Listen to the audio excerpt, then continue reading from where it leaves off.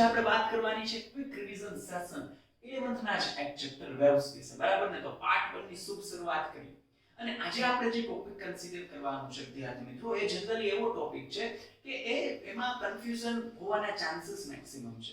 આમ તો એ ક્લિયર હોય, બટ કન્ફ્યુઝન હોવાના ચાન્સીસ એટલા માટે કે થોડાક જે ઇક્વેશન છે એ વધારે આવે છે. એટલે સ્ટુડન્ટ છે એ કન્ફ્યુઝ હોતા હોય છે કે આ કન્ડિશનમાં કયું ઇક્વેશન લેવું અને આ કન્ડિશનમાં કયું ઇક્વેશન લેવું એના રીતે. તો આપણે એક સિમ્પલ અને શોર્ટ વસ્તુ આજે સમજવાની છે, બરાબર? અને બીજી વસ્તુ, આ જે લેક્ચર છે એ ડ્યુઅલ મોડમાં રહેશે, એટલે કે ગુજરાતી તેમજ ઇંગ્લિશ મીડિયમ બંનેના સ્ટુડન્ટ છે એનો લાભ લઈ શકશે, બરાબર ને? એટલે આપણે જનરલી થોડાક જે શબ્દો છે એ ક્યારેક વચ્ચે ઇંગ્લિશમાં પણ રાખશું, પણ નો ડાઉટ તમે જીનિયસ જ છો એટલે કોઈને પ્રોબ્લેમ થશે નહીં, બધાને ફીલિંગ આવી જશે પ્રોપર, બરાબર ને? ઓકે, ચલો. તો અહીંયા આપણે જે આ ચેપ્ટરમાં બેઝિક ફંડાની વાત નહીં કરી, અમુક જે મોસ્ટ ઇમ્પોર્ટન્ટ ટોપિક છે અને થોડો કન્ફ્યુઝન એની વાત કરવાની છે, બરાબર? તો આપણે જે વાત કરશું એ આજના ટોપિકની શરૂઆત કરશું મિત્ર એક વર્ડથી, જેનું નામ છે સ્ટેન્ડિંગ વેવ્સ. શું નામ છે વિદ્યાર્થી મિત્રો? સ્ટેન્ડિંગ વેવ્સ, બરાબર ને? ઓકે, ડેફિનેટલી આઈડિયા આવી ગયો હશે ગુજરાતી મીડિયમના સ્ટુડન્ટને શું કે સ્ટેન્ડિંગ વેવ છે, એટલે તમે કન્સિડર કરી શકો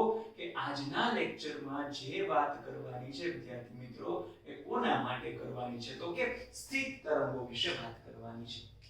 તો પહેલા તમને એવો ક્વેશ્ચન થવો જોઈએ કે આ સ્થિત તરંગો એટલે શું, બરાબર? તો સાંભળજો. ધારો કે તમારી પાસે બે કોઈ તરંગ છે, બરાબર? બે તરંગ છે. એક તરંગ છે ને y1 એ આ બાજુની દિશામાં જાય છે, બરાબર? એનું ઇક્વેશન તમે સપોઝ કન્સિડર કરો તો આવું લખું a sin omega t kx, બરાબર? બીજું કોઈ તરંગ છે જેને y2 વડે દર્શાવીએ, જે એનાથી ઉલટું આ બાજુ આવે છે. આનું એકદમ વિરોધી તરંગ આપણે કન્સિડર કરવું હોય ને તો પાઈ જેટલી કરામાં, એટલે કે આ ઉપર હોય ત્યારે આ નીચે હોય અને આ આમ જતું હોય અને આ આમ આવતું હોય, તો આ રીતે કન્સિડર કરી શકાય. પહેલા તો ઉપર ને નીચે છે ને ક્યાંથી તફાવત થાય? -a sin. હવે આમ જતું હોય તો ઓમેગા t kx હોય, આમ આવતું હોય તો ઓમેગા t kx હોય, બરાબર? તો આ જે બંને તરંગો છે એનો તમે સરવાળો કરો એટલે તમને જે પેટર્ન મળશે ને એને જ કહેવાય વિદ્યાર્થી મિત્રો સ્થિત તરંગ, એટલે કે તમે કન્સિડર કરી શકો સ્ટેશનરી વેવ, બરાબર? એટલે એનો મતલબ ડાયરેક્શન છે ને ઓપોઝિટ, અને એની જે વેલ્યુ છે ને, મતલબ આ બંને જે વેવ છે ને એ સેમ ટુ સેમ. જો બંને વેવ છે સેમ, એની ડાયરેક્શન કેવી છે? ઓપોઝિટ. બાકી તમે જોઈ શકો છો કે કંપ વિસ્તાર કહેવાય ને એમ્પ્લિટ્યુડ, એ પણ કેવો છે? સેમ. તો કે બંને માટે એમ્પ્લિટ્યુડ સેમ હોય, બંનેના ઇક્વેશન સેમ હોય, જસ્ટ ડાયરેક્શન નો ચેન્જ હોય. આ આમ હોય અને આમ હોય. એવા બે વેવ્સ છે, એવા બે તરંગ છે, એને ભેગા કરવામાં આવે તો જે મળતી વસ્તુ છે એને શું કહી શકાય? સ્થિત તરંગ, બરાબર? આ મેં તમને થિયરિટિકલ વસ્તુ કીધી. આ જ વસ્તુ છે ને એ પ્રેક્ટિકલી કન્સિડર કરી. આ થિયરિટિકલ હતી, હવે પ્રેક્ટિકલી કન્સિડર કરી, બરાબર? સપોઝ માનો કે તમારે સ્થિત તરંગ છે ને પ્રોડ્યુસ કરવા છે, મેળવવા છે, તો ધારો કે તમારે એક એવી રચના કન્સિડર કરવાની, એવું એક સેટલમેન્ટ કન્સિડર કરવાનું કે જેમાં બે આધાર છે એની વચ્ચે એક દોરી બાંધેલી છે. આ સ્ટ્રિંગ છે. શું છે વિદ્યાર્થી મિત્રો? સ્ટ્રિંગ, દોરી કહી શકાય. હવે તમારે બહારથી છે ને આવૃત્તિ આપવાની, એટલે શું? તો કે આ વસ્તુ છે ને આ રીતે આમ થઈ શકે એવી હોવી જોઈએ, કે હલનચલન થઈ શકે એવી હોવી જોઈએ. એટલે એકમ સમયમાં થતા દોલનોની સંખ્યા, એને શું કહેવાય? આવૃત્તિ. તો અમુક આવૃત્તિ માટે ખાસ સમજો, અમુક આવૃત્તિ માટે તમને અહીંયા પર્ટિક્યુલર આકાર મળશે. કેવો? હવે તમે મને એમ કહો આ દોરી ઉપર હોય તો નીચેનો હોય, અને નીચે હોય તો ઉપરનો હોય. તમને એમ થશે કેમ આવું શરૂઆત કરે છે? આ તો સિમ્પલ વાત છે, બટ એ જ વસ્તુ સમજવાની છે. હું એમ કહું કે આ દોરી ઉપર હોય, ધારો કે દોલન કરી અને એક આવો આકાર જનરેટ કરે છે, અત્યારે દોરી ક્યાં છે? ઉપર. તો નીચે તો હોવી જોઈએ નહીં.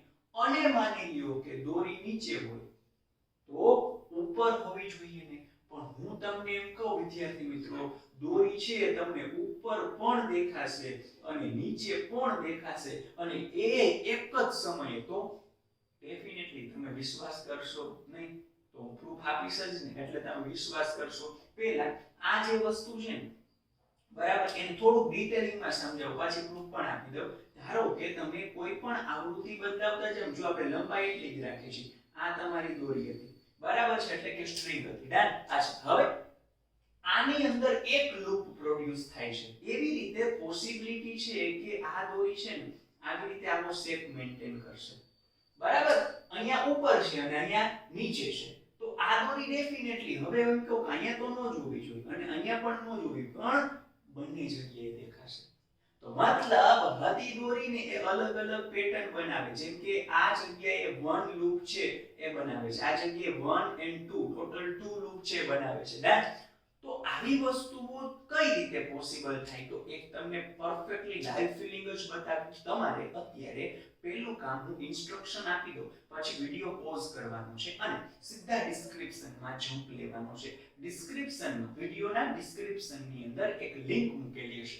લિંક વિદ્યાર્થી મિત્રો તમે ઓપન કરશો ને એટલે તમને વિડિયો ઓપન થશે. એ વિડિયોની અંદર આ જે છે એનું લાઈવ ડેમોન્સ્ટ્રેશન એટલે કે પ્રેક્ટિકલ કરેલો છે, જેમાં ઓરિજિનલ દોરી એટલે કે સ્ટ્રિંગ હશે અને બહારથી આવૃત્તિ આપવામાં આવતી હશે. પણ બધી આવૃત્તિ માટે આવી પેટર્ન રચાશે નહીં. અમુક સિલેક્ટેડ આવૃત્તિ માટે આવી પેટર્ન રચાશે. જેમ કે હું કહું અહીંયા F1 આવૃત્તિ માટે આવી પેટર્ન રચાય, અહીંયા F2 આવૃત્તિ માટે આવી પેટર્ન રચાય છે. તો મારે એ પર્ટિક્યુલર આવૃત્તિ મેળવવી હોય તો એ મેળવવાનું તમારું, પણ એ જોવાનું કામ કોનું? તમારું. કઈ જગ્યાએથી મળશે?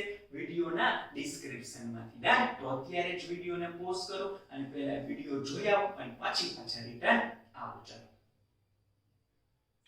ઓકે, તો તમે વિડિયો જોયેલો છે હે ને? તમે એમાં જોયેલો હશે કે હજી તમે વિડિયોને આગળ દબાવેલો હશે ને, તો મતલબ જેમ જેમ ફ્રીક્વન્સી છે ને વધારતા જાય એવું જોયેલું હશે. જેમ જેમ ફ્રીક્વન્સી વધારતા જાય આ જે તમને મળતા કહી શકાય લૂપ, એની જે નંબર ઓફ લૂપ છે ને એ પણ કેવા મળશે? વધારે. જેમ કે થર્ડ લૂપ માટે આવી વસ્તુઓ મળેલી હશે ને, આ 1 આ 2 and આ 3.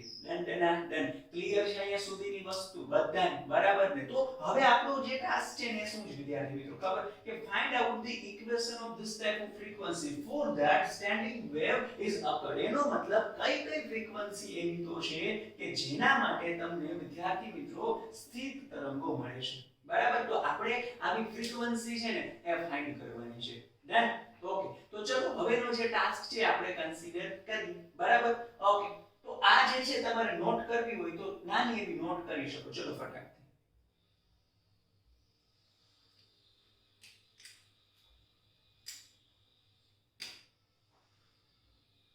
Okay, done. તો હવે આપણો જે ટાર્ગેટ છે ને વિદ્યાર્થી મિત્રો મેઇનલી ડિપેન્ડન્ટ કોના ઉપર છે? તો કે મેઇનલી આપણે એ જ કન્સિડર કરવાનું છે કે ભાઈ આપણી પાસે જે અવેલેબલ વસ્તુ છે ને એમાં ઇક્વેશન ફાઇન્ડ આઉટ કરવાનું છે.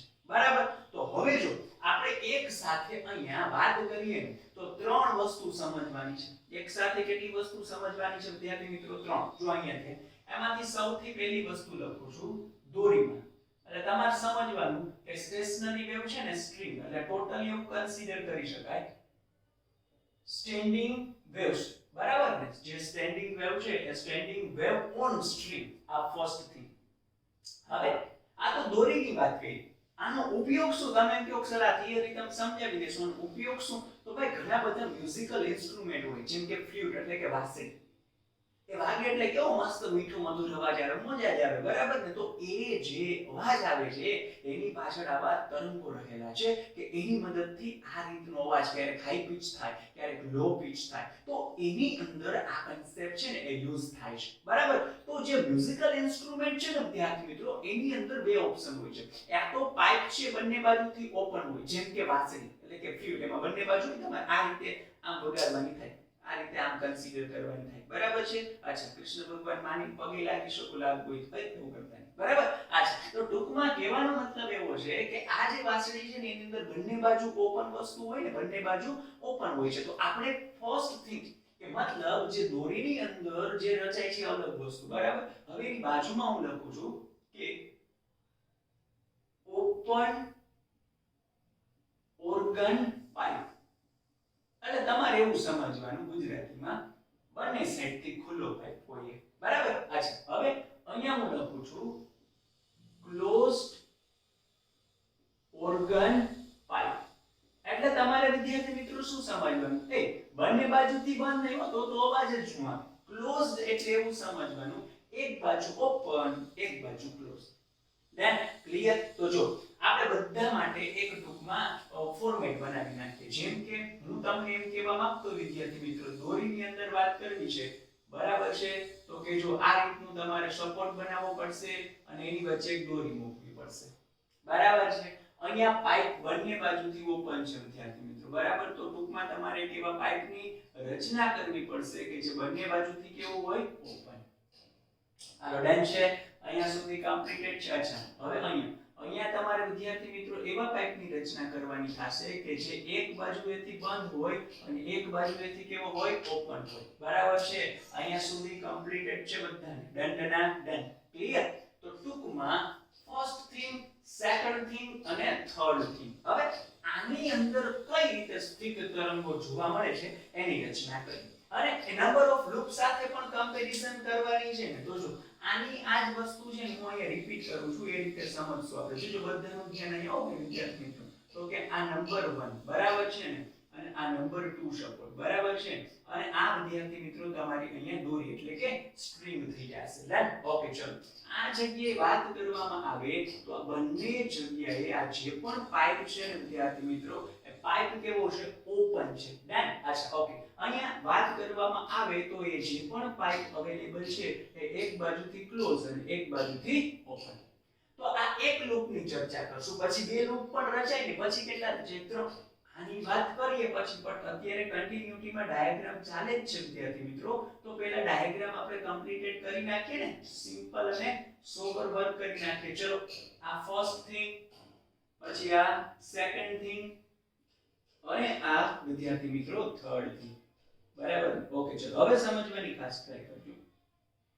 અહીંયા તો ફિક્સ છે કે આ જગ્યાએ દોરી છે એમાં તમને જે પેટર્ન જોવા મળશે એ કેવી મળશે, એક લૂપ રચાય. જો આ તો કઈ હલનચલન કરી શકે એવા તો નથી, મૂવેબલ તો છે નહીં, બરાબર. એટલે અહીંયા જો દોરી છે આવો જ સેટ મેન્ટેન કરશે. હકીકતમાં તમને એક સાથે બે જગ્યાએ દોરી દેખાતી. શું કામ? દોલનો એટલા ઝડપી થતા હશે ને કે તમારી આંખને ડિફરન્શિએટ નહીં કરી શકે, ઉપર ભી દેખાય અને નીચે ભી દેખાય. બરાબર છે? ઓકે, ચલો. તો આ જગ્યાએ વાત કરવામાં આવે તો આ ફર્સ્ટ સેટની વાત હતી. પછી તમે અમુક ફ્રીક્વન્સી ઉપર જે વાત કરી હતી એમાં તમને એક લૂપને બદલે કેટલા મળતા હતા, બે લૂપ. તો આ જગ્યાએ આપણે વાત કરી એકને બદલે બે લૂપ મળે. અચ્છા, હવે પછી વાત કરીએ તો બે લૂપને બદલે અમુક ફ્રીક્વન્સી માટે આવા કેટલા લૂપ મળતા હતા વિદ્યાર્થી મિત્રો, તમને યસ માય ફ્રેન્ડ 3 એટલે કે ટોટલ નંબર 3 લૂપ મળતા હતા. તો આ રીતની વસ્તુ છે કન્સિડર કરી શકાય. હાલો ડન છે. અચ્છા, હવે આની વાત પછી કરીએ. આ બંને અલગ કેસ. આ જે દોરી વાળો કેસ છે એમાં આ લેન્થ તો બધામાં સેમ જ છે ને. આ અહીંયા હું લખી શકું L અહીંયા લખી શકું L અહીંયા લખી શકું L ડન છે. બરાબર છે, ક્લિયર છે બધાને અહીંયા સુધી? Okay, no problem. ચલો, તો હવે અહીંયા હું L લખું તો આ મારે લેમ્ડાના ફોર્મમાં કન્સિડર કરવું હોય તો કે જો બધાને આટલી ખબર પડવી જોઈએ. જો બધાનું અહીંયા ધ્યાન ભાઈ, આને તમે કન્સિડર કરો ને આટલો ભાગ, આટલો, આ ભાગને શું કહેવાય, લેમ્ડા કહેવાય ને? ઓકે, ચલો. હવે આનો હાફ પોર્શન છે ને આટલો, આને કેટલો કહેવાય, લેમ્ડા/2. હજી એનો હાફ પોર્શન આટલો હોય આટલો, તો આને શું કહેવાય, યસ માય ફ્રેન્ડ, લેમ્ડા/4. ધેન તો આની જ રીતે આ જોવો તો આ કેટલો પોર્શન છે, આટલો છે ને, તો આટલા પોર્શનને શું કહેવાય, યસ માય ફ્રેન્ડ, લેમ્ડા/2. અચ્છા, હવે આ ટોટલ થઈ ગયું. એટલે હકીકતમાં એમ કહ્યું કે આ એક લૂપ એટલે કેટલું, લેમ્ડા/2 થઈ ગયું. તો લેમ્ડા/2 પ્લસ લેમ્ડા/2 એટલે યસ માય ફ્રેન્ડ 2 લેમ્ડા/2. ભલે એવા ફોર્મમાં લખેલા છે, બાકી મને ખબર છે 2 2 કેન્સલ થાય, પણ ફીલિંગ મજા આવશે, વ્યવસ્થિત આવશે. લેમ્ડા/2 એટલે આ કેટલા થાય, 3 લેમ્ડા/2. ખાસ ધ્યાન રાખજો વિદ્યાર્થી મિત્રો, તમે બેઝિક એટલે કહું છું, આના ફાઇનલ ઇક્વેશન હમણાં ડિરાઈવ કરશો એટલે તમને બધી વસ્તુઓ ઈઝી થઈ જશે. પણ એ ફાઇનલ ઇક્વેશનમાં મિસ્ટેક ના રહે ને એટલા માટે હું કન્સેપ્ટ ઉપરથી જાઉં છું. આ ક્લિયર ને? એક ગાળો એટલે એક લૂપ એટલે લેમ્ડા/2 2 લેમ્ડા/2 અને 3 લેમ્ડા/2. બરાબર છે? અહીંયા સુધી ક્લિયર? ઓકે. હવે પહેલા અમુક જે ક્વેશ્ચન છે ને આને રિલેટેડ એની વાત કરી નાખીએ. આમાં બે પ્રકારના પોઈન્ટ હોય છે મિત્રો. એકને કહેવાય નોડ અને એકને કહેવાય એન્ટી નોડ. ફરીથી વાત કરું છું, એકને શું કહેવાય, નોડ. હવે નોડ કોને કહેવાય, તો કે જ્યાં એમ્પ્લિટ્યુડ મિનિમમ હોય. એટલે જો મિનિમમ તો અહીંયા જ છે, તો આ નોડ અને આ નોડ. ક્લિયર ને? અહીંયા નોડ, આ નોડ, આ નોડ અને આ નોડ. બરાબર છે? હવે જે મેક્સિમમ હોય એમ્પ્લિટ્યુડ એને શું કહેવાય, એન્ટી નોડ. તો આ જગ્યાએ મેક્સિમમ એમ્પ્લિટ્યુડ છે તો આ એન્ટી નોડ. પછી આ બંને, આ ગ્રીન છે લખતો નથી બટ ફીલિંગ લઈ લેજો, જે ગ્રીન છે એન્ટી નોડ. અહીંયા પણ જે ગ્રીન છે વિદ્યાર્થી મિત્રો, એ ગ્રીન જે છે પોઈન્ટ એ કેવા છે, એન્ટી નોડ. બરાબર? અને લખવું હોય તો થોડું થોડું લખી નાખીએ. બરાબર? અને એને ખોટું લાગે નહીં. આ an અને આ an. આનો ડન છે અહીંયા સુધી કોઈને પ્રોબ્લેમ હોય નહીં બરાબર ઓકે ચલો નેક્સ્ટ વન તો હવે તમે વાત કરો ને વિદ્યાર્થી મિત્રો તો an અને an તો થઈ ગયું હવે ટૂંકમાં આ ક્લિયર થઈ ગયું તમને નોડ અને એન્ટીનોડ હવે આ જગ્યાએ હું જો વાત કરવા જાઉં તો અહીંયા લખું કે બે n વચ્ચેનું અંતર સમજી જાય ટૂંકમાં લખ્યું છે બે નોડ વચ્ચેનું અંતર પછી બે an એટલે કે એન્ટીનોડ વચ્ચેનું અંતર અને એક n અને એક એન્ટીનોડ વચ્ચેનું અંતર પણ અહીંયા બધી વસ્તુમાં એક શબ્દ કોમન હોવો જોઈએ જે છે ક્રમિક એટલે કે કન્ઝેક્યુટિવ વન બાય વન આવતા હોવા જોઈએ એના માટે તમારે ડિસ્ટન્સ જોઈએ છે તો મેળવીએ છો તો જુઓ તો અહીંયા તમે કન્સિડર કરો કોઈ ડાયાગ્રામ ધારો આ ડાયાગ્રામ લ્યો છો વચ્ચે જોજો વચ્ચેનો ડાયાગ્રામ કઈક આવો છે ઝૂમ બરાબર ઝૂમ કરી એટલે ફીલિંગ ઓશન ઓકે નો પ્રોબ્લેમ અહીંયા નોડ અને અહીંયા નોડ બરાબર છે ઓકે ચલો એના પછી અહીંયા એન્ટીનોડ ઓકે આ નોડ અને આ નોડ વચ્ચેનું ડિસ્ટન્સ કેટલું એક લૂપ ને એટલે λ/2 પછી વળી પાછું λ/2 એટલે તમે એવું કહી શકો જો તો ફીલિંગ આવી ચાલી ડાયરેક્ટલી બે નોડ વચ્ચે હોય તો કાં તો λ/2 હોય યા તો 2λ/2 હોય યા તો 3λ/2 હોય વગેરે વગેરે વગેરે હાલો ચાલ્યો એના પછી બે એન્ટીનોડ ભાઈ બે એન્ટીનોડ એટલે આટલું ડિસ્ટન્સ છે જોવો તો આના પછીનો એન્ટીનોડ કે કઈ આવતો હશે બરાબર ને કારણ કે આ લૂપ છે આમ તમે પૂરું થાય એવું કન્સિડર કરો તો આટલું ડિસ્ટન્સ ને આ an જ છે ને બરાબર ફીલિંગ લેવી હોય તો લખી નાખો આ an તમારો એટલે કે એન્ટીનોડ હવે જોવો તો આ મેં તમને કીધું આટલો પોર્શન કેટલો કહેવાય λ/2 પછી આટલો પોર્શન કેટલો કહેવાય λ/4 આટલો પોર્શન કેટલો કહેવાય યસ λ/4 તો λ/4 λ/4 એટલે λ/2 તો આટલો પોર્શન આ કેટલો થાય λ/2 ડન ને તો આનો મતલબ આ ક્લિયર પેલું જો આનાથી આ λ/2 અંતરે હોય તો પછી 2λ/2 પછી 3λ/2 પછી 4λ/2 એનો મતલબ same to same λ/2 2λ/2 3λ/2 etcetera etcetera etcetera hello done એના પછી એક નોડ અને એક એન્ટીનોડ વિદ્યાર્થી મિત્રો હાલો ચલો ફટાકથી હવે તો મેં તમને આખો કન્સેપ્ટ જ કહી દીધો છે એટલે કાઈ પ્રોબ્લેમ ન થવો જોઈએ આ નોડ એન્ટીનોડ નોડ એન્ટીનોડ નોડ એન્ટીનોડ તો જો તો આટલો ભાગ એટલે λ/4 તો આ λ/4 આનાથી પેલું λ/4 હોય પછી બીજું છે એ 2λ/4 પછી તો કે ત્રીજું છે 3λ/4 ક્લિયર એટલે આ બધામાં એક એક આવે તો λ/4 જેટલો આવે તો અહીં હું શું લખીશ λ/4 2λ/4 3λ/4 એટસેટ્રા એટસેટ્રા એટસેટ્રા તો ટૂંકમાં આ વસ્તુ તમને ક્લિયર હોવી જોઈએ કે નોડ એટલે શું એન્ટીનોડ એટલે શું અને એના વચ્ચેનું ડિસ્ટન્સ છે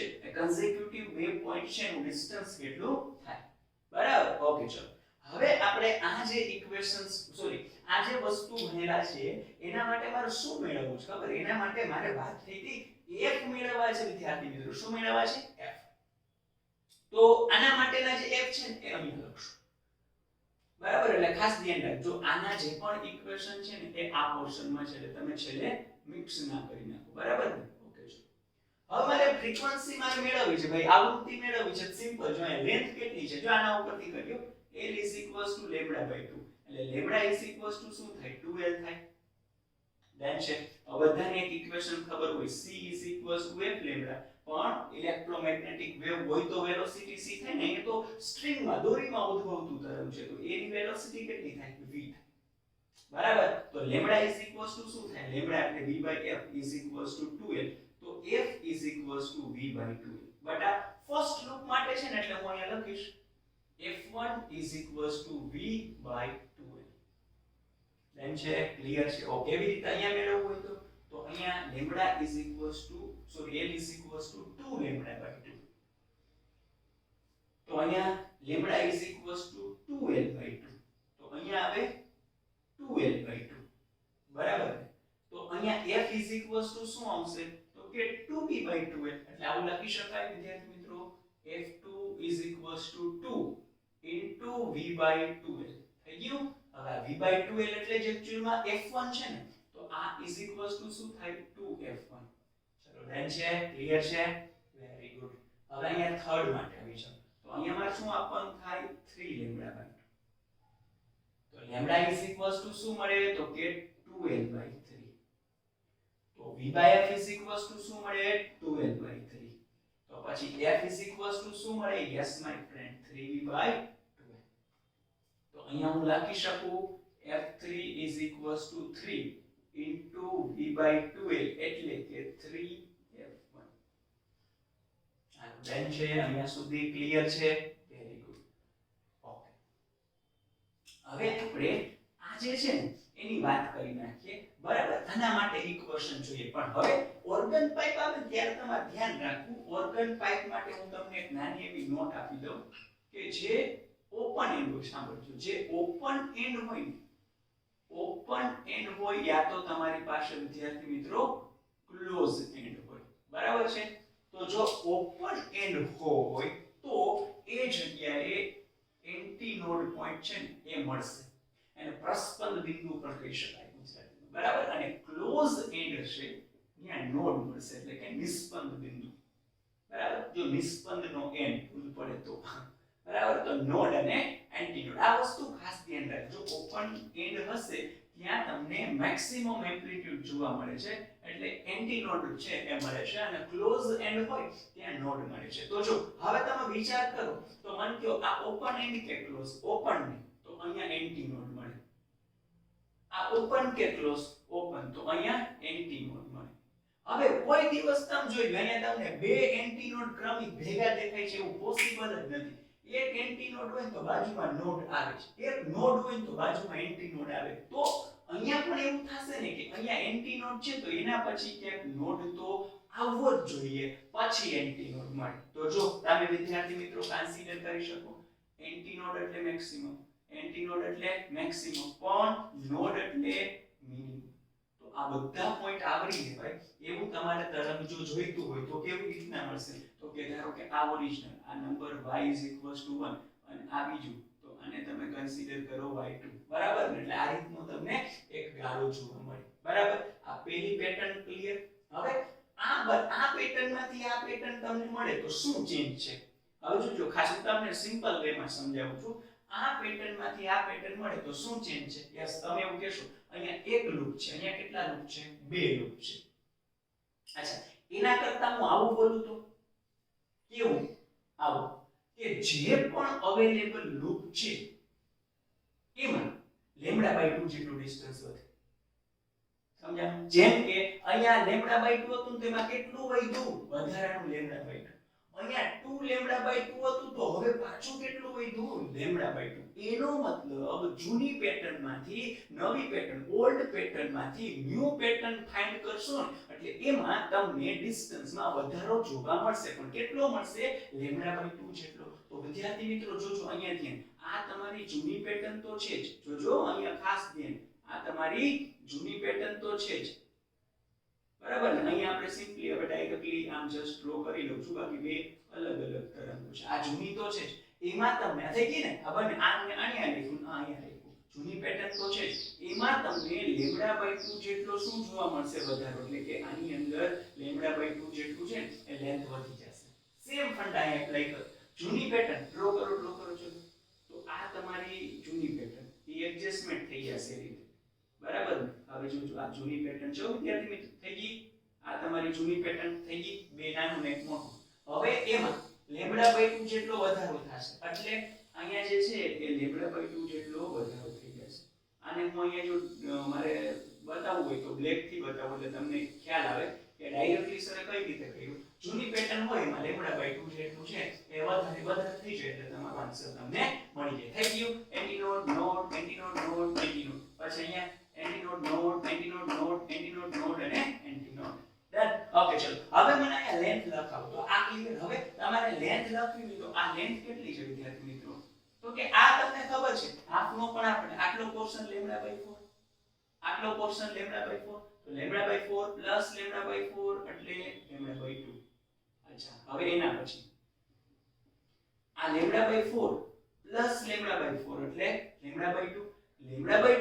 પ્લસ λ/2 યસ માય ફ્રેન્ડ એટલે 2λ/2 આ ક્લિયર ને સમજવું પડે હવે ફટાકથી ચલો એટલું તો ક્લિયર થઈ જાય અચ્છા λ/4 પ્લસ λ/4 એટલે λ/2 પ્લસ λ/2 પ્લસ પ્લસ λ/2 એટલે કે વિદ્યાર્થી મિત્રો 3λ/2. Done clear. તો તમે આ બંનેની લેન્થ જોવા જાવ તો જોવો તો બધી લેન્થ કેવી મળે? સરખી. તો પછી આ ફોર્મ્યુલા પણ કેવા મળશે? સરખા. એટલે મેં બાજુ ડ્રો કર્યા છે, બરાબર ને? તો એટલા માટે વિદ્યાર્થી મિત્રો તમે આના ફોર્મ્યુલા કન્સિડર કરશો કે આના ફોર્મ્યુલા કન્સિડર કરશો એ બંને આવશે સેમ ટુ સેમ. કેવા આવશે?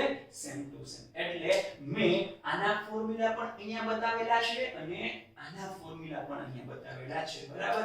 હવે બંને માટે જે મેઈન ફોર્મ્યુલા કન્સિડર કરી શકાય એની વાત અહીંયા કરી નાખીએ, બરાબર? જો બંનેના કોમન, બરાબર ને? આ બંને એમાં આ પણ આવી જાય અને આ પણ આવી જાય, બરાબર છે? હાલો ડન છે. ક્લિયર? ઓકે ચલો હવે ખાસ ધ્યાન આપજો. ફાઇનલ ફોર્મ્યુલા તમને કહું છું. અહીંયા F1 મળે, F2 મળે, F3 મળે. એવી રીતે તમારે જોતા હોય તો Fa નહીં મળે, બરાબર ને? તો જો આ F1 હોય તો 1v/2l, F2 હોય તો 2v/2l, F3 હોય તો 3v/2l, તો Fn હોય તો nv/2l. શું મળે? nv/2l. એટલે તમે આવી રીતે પણ લખી શકો કે જે v/2l એટલે F1 છે ને એના કેટલા ગણા વિદ્યાર્થી મિત્રો મળે? તો કે ભાઈ એના n ગણા મળે, બરાબર છે? આટલું ક્લિયર, બરાબર? અચ્છા, હવે અહીંયા હું તમને આની અંદર બે વસ્તુ આપું છું. જોજો અહીંયા ઉપર હેડિંગમાં બે વસ્તુ આપું છું. અહીંયા છે ને અલગ અલગ નામ છે. અલગ અલગ શું છે? નામ છે. તો કે જેમ કે હું આ જે નામ છે એને કન્સિડર કરવા જાવ, આ ખાસ સમજો. આ બધા શાબ્દિક સ્વરૂપ કહી શકાય, મતલબ થિયોરિટિકલ ક્વેશ્ચન કહી શકાય. એની અંદર આ જે છે ને આને એ લોકો વર્ડિંગમાં યુઝ કરે છે ઘણી વખત પ્રથમ હાર્મોનિક. શું કહેવાય? પ્રથમ હાર્મોનિક. એટલે હું 1h લખું છું. તેવી રીતે આવૃત્તિના બે ગણા એટલે આને લોકો યુઝ કરે છે સેકન્ડ હાર્મોનિક, બરાબર છે? અચ્છા ડન. ઓકે. એવી રીતે આ જે વસ્તુ છે ને એને થોડુંક આપણે આમ લખી નાખીએ. આને લોકો યુઝ કરે છે થર્ડ હાર્મોનિક, કારણ કે કેટલા ગણા? 3 ગણા. તો પછી વિદ્યાર્થી મિત્રો મને કહો આને કેટલામું હાર્મોનિક કહેવાતું હશે? Definitely 10th harmonic. એટલે h એટલે હાર્મોનિક છે, ટૂંકમાં લખ્યું. ક્લિયર છે? બરાબર છે? અચ્છા, પછી આને છે ને એ લોકો 0th ઓવરટોન કહે. ઓવરટોન શું શબ્દ વાપર્યો? ઓવરટોન. આ જે બે હોય ને બે ગણા હોય તો એક ઓછો, તો આને એ લોકો ફર્સ્ટ ઓવરટોન કહે. આને લોકો 3 છે તો એક ઓછા, આને સેકન્ડ ઓવરટોન કહે. તો જો આ ઇક્વેશનમાં હું n હાર્મોનિક કહેતો હોય તો એનાથી એક ઓછા એટલે મારે અહીંયા શું કહેવું પડે? n-1 OV. OV એટલે ઓવરટોન. ડન છે? બરાબર છે? તો અહીંયા હું તમને પાછી ફિલિંગ અપાવી દઉં. આ અને આ એ ભેગા થઈ અને આ ઇક્વેશન છે એ આપે છે, બરાબર ને? ડન છે? ક્લિયર છે? પરફેક્ટ છે? ઓકે, વેરી ગુડ વિદ્યાર્થી મિત્રો. તો આ ખાસ ધ્યાન રાખજો. આ જે છે ને વસ્તુ, કઈ વસ્તુ? તો કે આ જે મેં કીધેલી છે એ તમને 1-1 માર્કર માટેના ક્વેશ્ચન તેમજ અમુક MCQ સોલ્વ કરવા માટે ખાસ ઉપયોગી બને. એમાં ખાલી એટલું જ કીધું હોય કે ભાઈ આ દોરી માટે સેકન્ડ ઓવરટોન, તો તમને ખબર પડી ગઈ સેકન્ડ ઓવરટોન એટલે કે આ કેસ થશે, તો મારે આ ઇક્વેશન લેવાનું, બરાબર? તો અહીંયા મેં તમને જનરલાઇઝ ઇક્વેશન આપી દીધું. હવે તમારે છે ને આ ઇક્વેશન યાદ રાખવાનું. દોરીમાં સ્ટ્રિંગમાં કે ઓપન પાઇપમાં કે Fn nv/2l. આ ઇક્વેશન યાદ રહી ગયું બધા, બરાબર છે? હવે આ તમને થઈ આ ઇક્વેશન આના માટે છે ને આના માટે છે, તો બંનેમાં ફેર શું? તો બંનેમાં ફેરઈ કહી દો. જો વિદ્યાર્થી મિત્રો આ ઇક્વેશન અહીંયા લેવાનું થાય તો તમે આવી રીતે રિપ્રેઝન્ટ કરી શકો n/2l √t/v. અને આ ઇક્વેશન આના માટે લેવાનું થાય તો તમે લખી શકો Fn n/2l અને અહીંયા તમે લખી શકો f * λ. એટલે આ શું ખબર? તમને જો n/2l બંનેમાં દેખાશે. આ v અહીંયા દોરીમાં સ્ટ્રિંગમાં જે વેવ્સ છે ને તમને ખબર હશે, એ જે વેવ્સ છે એના માટે તમે ઇક્વેશન લઈ શકો t/v. t એટલે ટેન્શન ફોર્સ, તણાવ બળ, અને μ એટલે રેખીય દળ ઘનતા, બરાબર ને? આ ખબર ને? આ તમને કન્સિડર કરી લેવું μ m/l એટલે કે એકમ લંબાઈ દીઠ દળ, બરાબર? એને તમે કન્સિડર કરી શકો કે ભાઈ આ જે રેખીય દળ ઘનતા છે, લિનિયર માસ ડેન્સિટી એવું પણ કહી શકાય. માસ પર યુનિટ લેન્થ ખબર જ હોય તમને એમ કે ને કે આપેલી સ્ટ્રિંગ છે ને એ બદલાય છે ત્યારે જ મ્યુ બદલાય સાંભળજો આપેલી સ્ટ્રિંગ છે તમને એમ કે કેસ નંબર 1 માં કોઈ એક સ્ટ્રિંગ લીધેલી છે કેસ નંબર 2 માં કોઈ બીજી સ્ટ્રિંગ લીધેલી છે તો બંને સ્ટ્રિંગ અલગ અલગ તો જ મ્યુ બદલાય બાકી એક સિંગલ એક જ સ્ટ્રિંગ માટે મ્યુ કેવા હશે વિદ્યાર્થી મિત્રો same to same very good ચલો તો આ બંને અલગ કોમન ઇક્વેશન બટ આટલી વસ્તુ ચેન્જ થશે ચલો આ કમ્પ્લીટેડ બધાને અહીંયા સુધીની વસ્તુ ડન આગળ ઓકે ચલો એના પછી ક્લોઝડ ફોર્મેટ થાય હાલો આ લોજિક ઉપર આવી જાઓ ક્લોઝ એન્ડ હોય તો નોટ તો મને ખબર હોવી જોઈએ હવે આ ક્લોઝ છે ને તો અહીંયા નોટ હોવો જોઈએ અને આ સાઈડ છે ઓપન છે ને તો ઓપન હોય તો ત્યાં ડેફિનેટલી શું હોવો જોઈએ એન્ટી નોટ હવે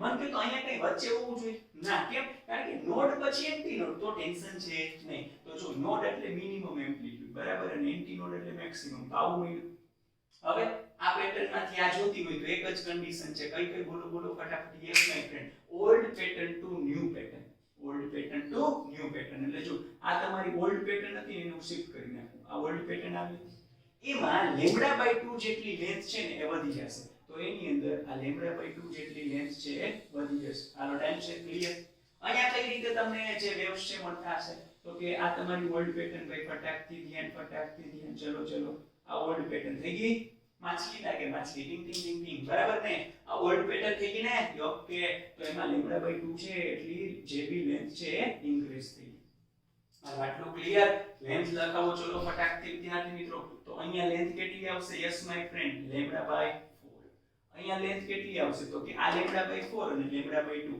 એટલે કે λ/4 λ/2 એટલે 2 4 એટલે 6 λ/8 અહીંયા 3 into 2 4 into 2 એટલે અહીંયા મળશે 3 λ/4 તો L is equals to 3 λ/4 mod c okay એના પછી ચલો એના પછી આટલું તો λ/4 છે આ બ્લુ આ 3 λ/4 આટલું કરી નાખ્યું ને λ/4 λ/2 એટલે 3 λ/4 તો બલ્લું છે એ 3 λ/4 ઓલરેડી છે અને આ બલ્લે છે કેટલી લેન્થ વધશે ઓના કરતા તો કે λ/2 છે ચલો તો અહીંયા કેટલા આવશે બે ફટાકથી 6 4 એટલે 10 λ/8 એટલે અહીંયા આવશે વિદ્યાર્થી મિત્રો L is equals to 5 into 2 અને 4 into 2 yes my friend 5 λ/4 very good હવે તો ફીલિંગ આવી ગઈ હશે શું બોલી જાવ ફટાકથી તો કે આ જગ્યાએ 1 3 5 7 9 એવું મળતું રહેશે તો આ જો એરા છે ને ખાસ આ લાસ્ટમાં તમે નોટ કરો ત્યારે ખાસ ધ્યાન રાખજો મેં એટલે આખો લેક્ચર જેને પરફેક્ટલી જોયેલો છે ને ખબર પડશે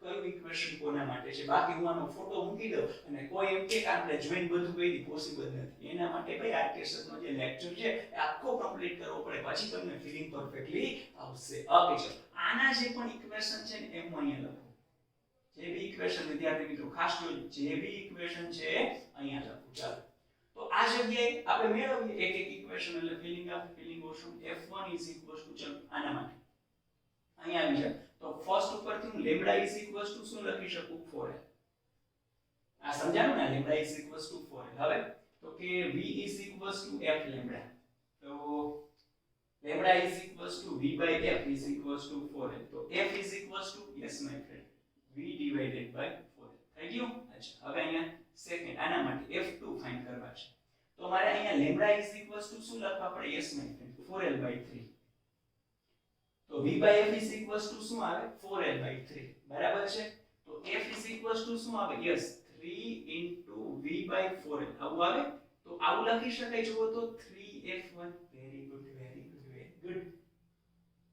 એના પછી અહીંયા સપોઝ આના માટે તો લેમ્બડા is equals to શું થાય 4l/5 તો અહીંયા માં શું લખવું પડે v by f is equals to 4l/5 તો f is equals to yes my friend third case એટલે f3 કેટલા મળે તો કે આ મળે 5 v by 4l એટલે એક્ચ્યુઅલ માં કેટલા મળે 5f1 ડન ને હવે ફિલિંગ તમને પ્રોપરલી આવી ગયેલી હશે વિદ્યાર્થી મિત્રો જોવો તો તમને f1 મળે છે v by 4l પછી f2 મળે છે 3f1 પછી આ 5 પછી 7 પછી 9 એનો મતલબ આ ઇક્વેશન આના માટે છે અહીંયા આનો સ્પેશિયલ આ સિંગલ હેન્ડેડ વેવર છે બરાબર ધારો કે અહીંયા મારે આ ઇક્વેશન લખવું હોય fn તો શું લખી શકાય ચાલો કયો આ 1 મળે આ 3 મળે આ 5 મળે તો n હોય તો કેટલા મળે નહીં ખબર પડે હું કહી દઉં fn is equals to 2n minus 1 જો આ કોએફિશિયન્ટ તો સેમ જ છે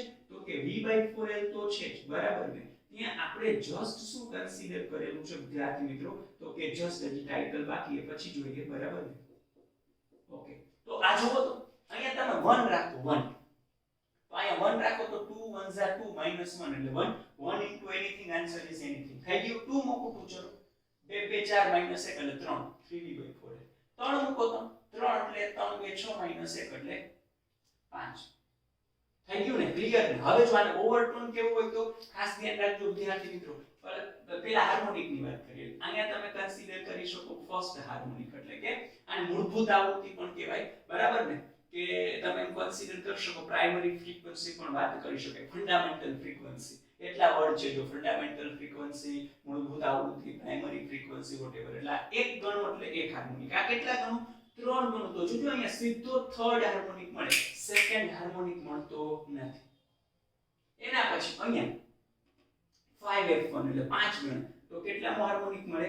ફિફ્થ હાર્મોનિક. પછી 7, પછી 9, मतलब एक की संख्या ना ओड જ મળે છે, ઇવન મળતા નથી. ભાઈ અહીંયા 3 હોય, અહીંયા 5 હોય, અહીંયા 1 હોય, તો જનરલી કેમ હોય? તો અહીંયા કેટલામો હાર્મોનિક હશે? યસ ડેફિનેટલી અહીંયા 5 છે તો 5, 3 છે તો 3, 1 છે તો 1, તો અહીંયા આને કન્સિડર કરી શકાય 2n-1h, એટલે કે 2n-1 નો હાર્મોનિક અહીંયા મળે. ઓવરટોન ની વાત કરી, ઓવરટોન તો સેમ જ ચાલ્યો આવશે. આને કહેવાય ઝીરો ઓવરટોન પહેલો કેસ, એટલે આને કહેવાય ફર્સ્ટ ઓવરટોન. એવું નહીં કે 3 માંથી એક છે તો આને સેકન્ડ, એવું નહીં. ઓવરટોન તો સેમ જ, આને 0 કહેવાય, આને 1 કહેવાય, આને 2 કહેવાય, બરાબર ને? તો એવી રીતે તમે કન્સિડર કરો તો આ જે છે ઓવરટોન, એ તો ડેફિનેટલી કેટલામું કહેવાય? તો કે n-1 ઓવરટોન, બરાબર ને? તો એમાં સેમ છે, ખાલી જે હાર્મોનિક છે ને એ ચેન્જ થાય છે. તો આ જે છે બોક્સ છે, બોક્સ પેટર્ન એ ખાસ કન્સિડર કરવી. અમુક ઇક્વેશન તમે ડિસાઈડ કરતી વખતે કામમાં લાગશે, બરાબર ને? તો આ જે વસ્તુઓ છે આ કોને રિલેટ કરે છે વિદ્યાર્થી મિત્રો? આ આને રિલેટ કરે છે. ખાસ ધ્યાન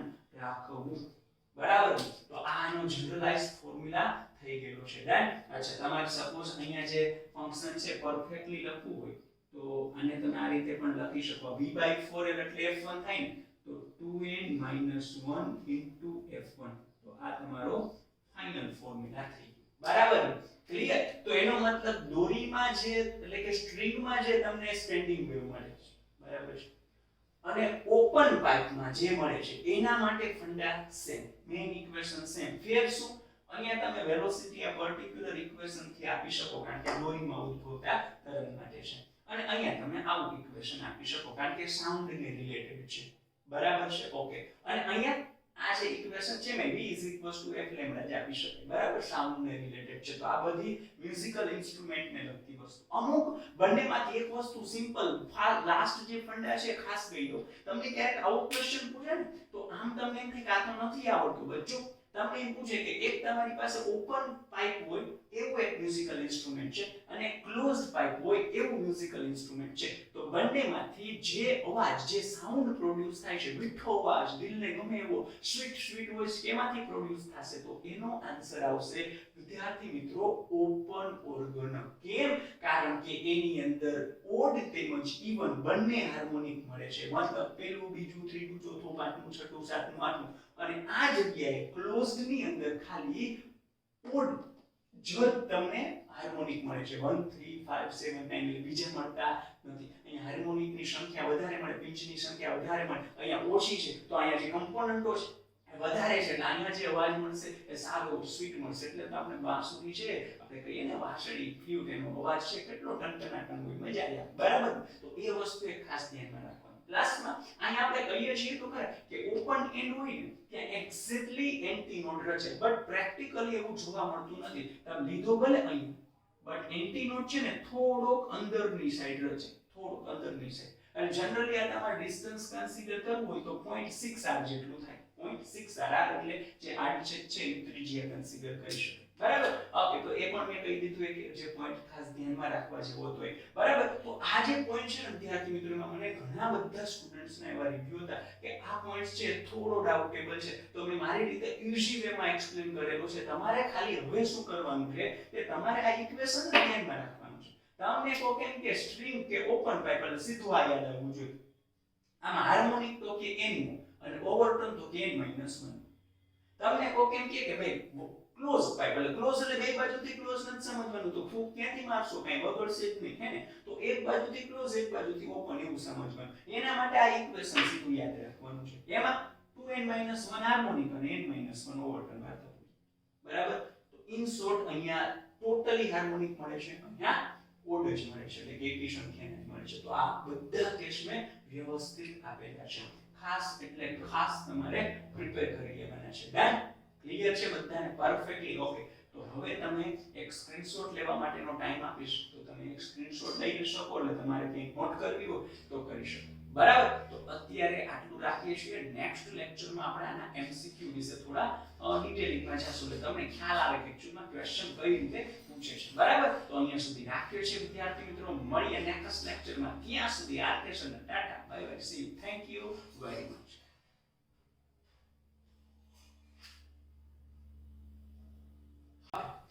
So in this lecture we are going to solve MCQ related to string એટલે કે જે સ્થિત તરંગો સ્ટેન્ડિંગ વેવ પ્રોડ્યુસ થતા હતા ને દોરીની અંદર એના રિલેટેડ MCQ સોલ્વ કરવાનો સમય છે ડેફિનેટલી આ પણ આપણો લેક્ચર ડ્યુઅલ મોડમાં છે બરાબર ઇંગ્લિશ તેમજ ગુજરાતી બંને સ્ટુડન્ટના બંને મીડિયમના વિદ્યાર્થીઓ છે ને પરફેક્ટ ફીલિંગ આપણે અપાવી દઈએ ચલો first question The fundamental frequency of a string stretched with a weight of 4 kg is 256 Hz. Then the weight required to produce its octave is अच्छा હવે સમજો આ ફંડામેન્ટલ ફ્રીક્વન્સી એટલે કે મૂળભૂત આવૃત્તિ થશે તો ફર્સ્ટ જે આન્સર છે એના માટે તમને ટૂંકમાં એવું કીધેલું છે કે તમારી પાસે અહીંયા મૂળભૂત આવૃત્તિ અવેલેબલ છે 256 હર્ટ્ઝ બરાબર ને अच्छा એ પ્રોડ્યુસ્ડ જે કરવાની છે એટલે કે જે દોરી બાંધેલી છે એમાં તમે કંઈક વજન લટકાવો છો એના લીધે કંઈક તણાવ બળ છે એ પ્રોડ્યુસ થાય છે બરાબર ને એટલે એ તમને કેટલા વજન કામ લાગે છે તો કે અહીંયા મારે જો તણાવ બળ લખવું હોય ને આ T એટલે mg થાય આ ક્લિયર હશે છતાં કહી દઉં T એટલે mg તો એ માપેલા છે મારે સપોઝ અહીંયા T4 લખવા હોય ને તો હું લખી શકું કિલોગ્રામ વેટ એ તમને ખબર હશે બરાબર ને આમ ન્યૂટન થાય એનું second version kilogram weight directly આપેલા હોય એને તમે ન્યૂટનમાં કન્વર્ટ કરવા હોય તો આ યુનિટ છે બરાબર એટલે ફર્સ્ટ કેસમાં આવું છે તમારે આ જે ફ્રીક્વન્સી ટૂંકમાં કન્સિડર આ જે ફંડામેન્ટલ ફ્રીક્વન્સી છે એના માટે આટલો વેટ જોઈએ છે બરાબર હવે તમારે ઓક્ટેવ એટલે શું ખબર તો કે આમ 8 જેવો સિમ્બોલ બનાવવાનો તો આ ફંડામેન્ટલ ફ્રીક્વન્સી એટલે કે એક જ લૂપ હશે હવે જો તમારે ઓક્ટેવ બને એટલે બે લૂપ હોય તો તમારે F2 ફાઇન્ડ કરવાના છે હે ને તો F2 જો ફાઇન્ડ કરવાના હોય તો એના માટે આ F1 હોય ત્યારે હું T1 કહી દઉં તો F2 ફાઇન્ડ કરવાના હોય ત્યારે T2 કેટલા જોઈએ એવો ક્વેશ્ચન છે તો બધાને ખબર પડી જવી જોઈએ પહેલા તો સ્ટ્રિંગ છે તો ઇક્વેશન શું થાય F nv divided by 2l આવું થાય બરાબર છે ઓકે ચલો હવે આપણે કન્સિડર કરીએ અહીંયા તો આ n આ ડિવાઇડેડ બાય 2l અને અહીંયા v એટલે લખી શકાય t ડિવાઇડેડ બાય μ બરાબર છે ઓકે ચલો હવે જોજો ખાસ કે અહીંયા 2 કોન્સ્ટન્ટ l તમને લેન્થમાં કંઈ ચેન્જ કરવાનું કીધું નથી એ જ વસ્તુ ખાલી એક લૂપ હતું ત્યાં બે લૂપ પ્રોડ્યુસ કરવાના છે એટલે એ સિસ્ટમ એમ જ છે દોરી નથી બદલાતી મેં કીધું તું દોરી બદલાય તો μ બદલાય નહીંતર કંઈ ચેન્જીસ છે નહીં એટલે μ પણ સેમ ટુ સેમ આ તો 1 2 3 4 ક્રમિક નંબર એટલે તમે કન્સિડર કરી શકો સેમ ટુ સેમ તો અહીંયા શું આવે મેં f proportional to √t બરાબર છે તો અહીંયા આપણે કન્સિડર કરી શકીએ F2 અહીંયા લખી નાખું નીચે નથી જવા દેવું આના ઉપરથી અહીંયા શું લખી શકાય f proportional to √t તો અહીંયા લખી શકાય F2 by F1 is equals to under √t2 by T1 done તો ચલો F2 એટલે આવું લખી શકું F2 એટલે યસ માય ફ્રેન્ડ 2F1 ઘણાને એવું થયું છે n ને સરે કોન્સ્ટન્ટ લીધા ને તો વેરીએબલ નો એટલે આ રીતે આવી જશે ને જો આમ જ આવી જશે એટલે ટેન્શન નહીં લેવાનું આ 2F1 અને F1 તો છે અહીંયા T2 તો કે ફાઇન્ડ કરવાના છે T1 એટલે 4 kg વેટ બરાબર અચ્છા બંને બાજુથી તમે સ્ક્વેર કન્સિડર કરો તો 4 T2 by 4 એટલે કે T2 16 બટ એનું યુનિટ થાય કિલોગ્રામ ઇન્ટુ વેટ તો આટલો ટેન્શન ફોર્સ એટલે કે તણાવ બળની જરૂર પડે તો તમારે દળ કેટલું લટકાવવું પડશે 16 kg દળ છે એ લટકાવવું પડે જેથી આટલો તણાવ બળ છે એ પ્રોડ્યુસ થાય તો આ ફર્સ્ટ ક્વેશ્ચન થઈ ગયું ડન છે બરાબર છે ઓકે ચલો એના પછી નંબર 2 ચલો જોઈએ નંબર 2 અહીંયા જો બે સ્ટ્રિંગ અવેલેબલ છે સ્ટ્રિંગ નંબર 1 અને સ્ટ્રિંગ નંબર 2 એકની લેન્થ l છે એકની 2l છે અહીંયા જે રેડિયસ ત્રિજ્યા છે 2r છે તો અહીંયા કેટલી છે r બંનેની અંદર સ્ટ્રેચ અંડર સેમ ટેન્શન એટલે તણાવ પર બંનેમાં સરખું બંને કેસમાં. આની ફંડામેન્ટલ ફ્રીક્વન્સી એટલે કે જો મૂળભૂત આવૃત્તિ f1 હોય અને f1 ડેશ હોય તો આ ગુણોત્તર એટલે કે રેશિયો ફાઇન્ડ કરવાનો છે. ચલો આપણે બધાને ઇક્વેશન ખબર જ છે f nv divided by 2l એટલે કે આ v જો મારે ન લખવા હોય તો અહીંયા હવે t ભાઈ μ. ડન છે અહીંયા સુધી ક્લિયર. હવે જોવો તો આ જગ્યાએ મેં તમને કીધું હતું હમણાં જ કે જો એક જ દોરી હોય તો μ કોન્સ્ટન્ટ હોય, પણ અહીંયા એક જ દોરી છે ને બે આવી ને તો જો μ ને આ રીતે કન્સિડર કરીએ તો કેવું રહેશે μ એટલે m by l એટલે દળના છેદમાં લંબાઈ બરાબર છે. અચ્છા હવે તમને બધાને ખબર હોય density is equals to mass divided by volume થાય. તો આ જે માસ છે એટલે કે દળ છે એના બરાબર શું લખી શકાય ઘનતા ગુણાકારમાં કદ અને અહીંયા l તો છે.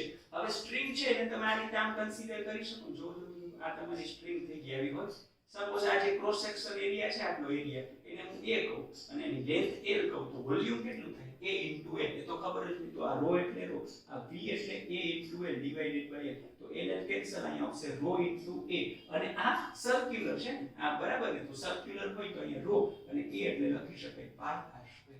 ધેટ આ ઇક્વેશન ને આપણે આ રીતે લખી શકીએ my friend n divided by 2l under root t bar pi rho r square. અહીંયા સુધી ક્લિયર. બીજી વસ્તુ તમને કહી દઉં અહીંયા એક વસ્તુ એ પણ કીધેલી છે કે જે બંને સ્ટ્રિંગ છે ને એ સેમ મટીરીયલ માંથી બનેલી છે. બંને સ્ટ્રિંગ ની બનાવટ છે એ સેમ મટીરીયલ માંથી છે. ધેટ છે ઓકે ક્લિયર. તો જો હવે અહીંયા કોન્સ્ટન્ટ ફાઇન્ડ કરીએ ને તો આ n2 સેમ ટેન્શન અને બંનેના મટીરીયલ સેમ તો ડેન્સિટી સેમ અને પાઈ તો હોય જ છે. હવે આને આ રીતે પણ કન્સિડર કરો ને ડાયરેક્ટલી લખવાના ઉપરથી ચલો ફીલિંગ આવી જવી જોઈએ f proportional to અહીંયા લખી શકાય r2 બહાર આવે તો શું થાય છોટું r ને બરાબર આવું લખી શકાય sorry f proportional to 1 divided by a into r. થયું તો તમે એના ઉપરથી લખી શકો ફટાકથી લખો ચલો f1 divided by f1 dash. તો સેમ પ્રપોઝ આ સમજાણું ને r2 અંદર છે બે મેં બહાર કાઢી દીધા. સપોઝ આ ઇક્વેશન છે હું અહીંયા r લખી નાખું અને આ કાઢી નાખું થઈ ગયું ફીલિંગ આવી ગઈ. ઓકે ચલો બાકી બધાને ટપકાવી દીધા. ટપકા છે ને આવો રિલેશન મળે ઇન્વર્સ પ્રોપોર્શનાલિટી વ્યસ્ત પ્રમાણ તો અહીંયા શું આવશે l dash r dash અને અહીંયા l r. ચલો l dash r dash એટલે આ 2l into r અને અહીંયા આવશે l into 2r. Tata bye bye Shiv tata bye bye Shiv તો એક આવશે બરાબર. તો બંને જે છે એનો રેશિયો કેટલો મળશે 1 મળશે.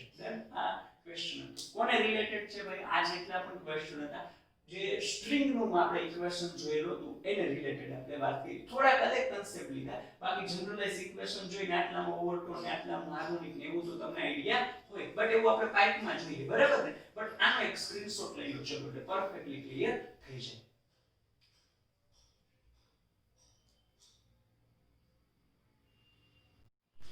ઓકે વિદ્યાર્થી મિત્રો તો હવે આપણે વાત કરવાની છે એમસીક્યુ રિલેટેડ ટુ પાઇપ્સ બરાબર ને. એટલે ઓપન પાઇપ અને ક્લોઝ પાઇપ. હજુ યાદ રાખો ક્લોઝ પાઇપ હોય તો યાદ રાખવાનું બંને બાજુથી એક જ બાજુ બરાબર ને. ચલો ટાઈમ નહીં બગાડીએ વન બાય વન કન્સિડર કરીએ. પહેલા જોઈએ first question a 1 meter long open pipe એટલે પહેલા તો ફાઇન્ડ કરવાનું છે ઓપન પાઇપ છે. what is the harmonic of resonance obtained with a tuning for frequency 480 Hz. થોડું ઉપરથી ગયેલું હશે. એકચ્યુઅલમાં જે સ્ટ્રિંગ વાળી વસ્તુ હતી એ તમે પ્રેક્ટિકલ જોયેલો હતો વિડિયોની અંદર બરાબર ને. આ જે સાઉન્ડ જે છે મતલબ જે મ્યુઝિકલ ઇન્સ્ટ્રુમેન્ટ છે એમાં કઈ રીતે આ વેવ ઉત્પન્ન થાય એના માટે તમે એક 11th માં મે બી પ્રેક્ટિકલ કરેલો પણ હોય. એક ટૂંકમાં નળાકાર જેવો પાતળો હોય સિલિન્ડ્રિકલ શેપનું એક કોઈ પણ કન્ટેનર છે. એ સિલિન્ડ્રિકલ શેપનું જે કન્ટેનર છે એમાં સપોઝ પાણી ભરેલું છે. પછી ઓલો ટ્યુનિંગ ફોર્ક કહેતા હોય તમે ધ્વનિ ચીપિયું એને તમે પછાડો પછી અહીંયા રાખો એટલે કોઈ એક જે તમારી પાસે અલગ અલગ ચીપિયા હોય અથવા તો કોઈ હાઈટ છે એને અનુરૂપ તમને એક મોટો અવાજ જોવા મળે એને તમે રેઝોનન્સ કહેતા હોય કન્ડિશનને બરાબર. તો મતલબ હકીકતમાં તમે ત્યાં દોરી જે સ્ટ્રિંગ હતું એને આ રીતે ફ્રીક્વન્સી બહારથી આપતા હતા અને જે આ પાત્રની અંદર પાણી ભરેલું છે એમાં એના અણુઓ જે દોલન કરશે અને જે અવાજ ઉત્પન્ન કરશે એના માટે તમે ધ્વનિ ચીપિયો એટલે કે ટ્યુનિંગ ફોર્કથી બહારથી આવૃત્તિ આપો છો. જેવી એ આવૃત્તિ અને અંદરની આવૃત્તિ મેચ થશે બંનેની ફ્રીક્વન્સી મેચ થશે એટલે રેઝોનન્સ છે એ જોવા મળશે ને તમને કેમ ખબર પડે તો કે અવાજ એકદમ મોટો થઈ જશે. તો આ જ વસ્તુ છે એ અહીંયા કીધેલી છે કે ભાઈ એટલે તમારે એવું સમજવાનું છે કે જે ફ્રીક્વન્સી છે ને એ 480 છે એના માટે તમને જે t કેટલામું હાર્મોનિક મળશે એવો ક્વેશ્ચન છે. તો પહેલા તો ઓપન પાઇપ આવે એટલે ડાયરેક્ટલી ખ્યાલ આવી જવો જોઈએ કે Fn Nv/2l કેટલામું હાર્મોનિક એટલે n ફાઇન્ડ કરવાના છે. તો Fn * 2l / V. Fn એટલે 480, 2 એટલે 2, લેન્થ એટલે 1 મીટર છે તો 1 મીટર અને V એટલે 320 મીટર પર સેકન્ડ છે. આ બંનેને કેન્સલ કરશો એટલે 2 અને આ 3 આવશે. 2 2 કેન્સલ એટલે આન્સર છે 3. આનો ફર્સ્ટ નો આન્સર 3 આવશે. થર્ડ નંબરનું હાર્મોનિક મળે. આવી રીતે ક્લોઝ પાઇપ માટે પણ પૂછી શકે છે. સિમ્પલ બરાબર છે. જસ્ટ તમને ઇક્વેશન્સ ખ્યાલ હોવો જોઈએ. ઓકે ચલો એના પછી an organ pipe open at one end એટલે પહેલા જે છે ને આમ જો આમાં ખાસ ધ્યાન રાખજો કે organ pipe છે ને open at one end એટલે કે બીજી બાજુ બંધ છે. ભલે વર્ડ છે open બટ એ પાઇપ કેવો થશે ક્લોઝડ કારણ કે open at one end તો બીજો બંધ છે. બરાબર ને? ઓકે.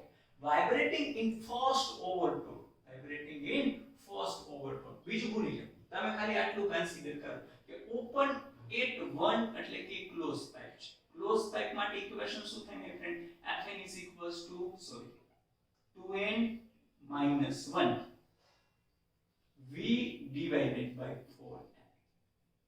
બરાબર. હવે આમાં કીધું ફર્સ્ટ ઓવરટોન વાઇબ્રેટિંગ ઇન ફર્સ્ટ ઓવરટોન એવો વર્ડિંગ છે એ કન્સિડર કરેલો છે. તો ફર્સ્ટ ઓવરટોન એટલે તમારે F2 મેળવવાનું કારણ કે તમને ખબર છે ને ઓવરટોન તો આપણે n - 1 લીધું હતું તો આપણે શું મેળવવાનું છે?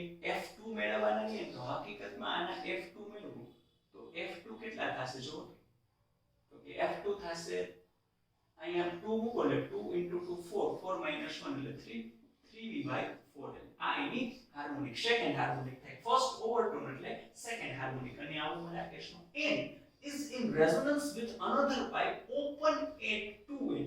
આ બંને બાજુ ઓપન છે એટલે આને એક્ચ્યુઅલમાં ઓપન પાઇપ કહી શકાય. બરાબર. ઓપન માટે તમને ખબર હોવી જોઈએ ભાઈ Fn = Nv / 2l. ચલો ડન. અચ્છા આ ધ્યાન રાખજો આ ક્લોઝ પાઇપ છે અને આ ઓપન પાઇપ છે. બંનેની લેન્થ બતાવીએ. બરાબર. Vibrating in third harmonic. આ તો થર્ડ હાર્મોનિક છે તો અહીંયા તમારે F3 જ કન્સિડર કરવાના ડાયરેક્ટલી. તો અહીંયા આવશે 3V / 2l. બંનેની લેન્થ છે અલગ પડે એટલે અહીંયા મેં C લીધું છે ક્લોઝ માટે ને અહીંયા ઓપન લીધું છે. જો શું કામ? The ratio of length of that two pipes એટલે તમારે બંનેનું છે એ ટૂંકમાં જ ફાઇન. બંને એવું કીધું કે n is in resonance with another pipe એટલે આની જે ફ્રીક્વન્સી છે અને આની જે ફ્રીક્વન્સી છે એ બંને સાથે જે ઘટના બને છે એ ઘટના કઈ છે? રેઝોનન્સ. યાદ રાખજો મિત્રો રેઝોનન્સ ક્યારે થાય? જ્યારે બે ફ્રીક્વન્સી મેચ થાય ત્યારે. તો આની અને આની વચ્ચે રેઝોનન્સ થતો હોય તેનો મતલબ તમે બંનેની ફ્રીક્વન્સી કેવી લઈ શકો? સેમ. તો અહીંયા જોવો તો 3V / 4lc is equals to 3V / 2lo. તો 3V કેન્સલ. બરાબર છે. તો અહીંથી તમે કન્સિડર કરવા જાઓ તો અહીંયા તમે lo અહીંયા લઈ જાઓ. બરાબર. બટ આપણે ફાઇન્ડ જે કરવાનું છે ને એ કયા ફોર્મમાં કન્સિડર કરવાનું છે? પહેલા ક્લોઝ પાઇપ આપેલો તો પછી ઓપન. તો હું એ રીતે જાઉં તો અહીંયા હું લખું છું 2 ને અહીંયા જવા દઉં તો 2/4 is equals to lc/lo. l close by l open. કઈ ન કીધું હોય પહેલા હોય પહેલા પછી હોય પછી. તો 2/4 એટલે તમે કન્સિડર કરી શકો 1/2 is the correct answer. બરાબર. Number 3 question. ચલો આ થોડો અલગ ક્વેશ્ચન છે ખાસ સમજો વિદ્યાર્થી મિત્રો. મેં તમને લાસ્ટમાં એક ક્લાસ ઉમરા જે લેક્ચર્સ આપણે આનો ફર્સ્ટ હોય એટલે આમ આ જે પાર્ટ છે એ ટુ પાર્ટ છે. ફર્સ્ટ લેક્ચર ની અંદર કીધું હતું કે જે તમારી પાસે ક્લોઝડ પાઇપ હોય બરાબર એઝ એક્ઝામ્પલ હું તમને વાત કરું કે આ ક્લોઝ પાઇપ છે તો ક્લોઝ પાઇપમાં પેટર્ન કેવી હોય માય ફ્રેન્ડ? તો કે અહીંયા નોડ હોય પછી એન્ટી નોડ આવે હે ને? ખ્યાલ છે ને? બરાબર. એઝ એક્ઝામ્પલ આપણે વાત કરીએ તો અહીંયા નોડ હોય પછી એન્ટી નોડ હોય પછી વળી પાછું શું હશે? નોડ. પછી વળી પાછું શું હશે? Anti node. એટલે આવું થાય ને n પછી n અને n. બટ આ જે ઓપન પાઇપ હોય ને અહીંયા એન્ટી નોડ ન મળે એક્ઝેક્ટલી છેડે ન મળે એનાથી થોડું ક્યાં હશે? અંદર. તો આને તમે જે કરેક્શન વેલ્યુ કહો ને ધારો કે આ x છે એ x જેટલો તફાવત મળે છે. હકીકતમાં થિયરીમાં આપણે લઈએ અહીંયા પણ પ્રેક્ટિકલી રચાય છે એ અહીંયા. બરાબર ને? તો એ મેળવવું હોય તો એના માટેનું પણ ઇક્વેશન છે. બરાબર. તો જોઈ લઈએ ચલો. In a resonance pipe, the first and second resonance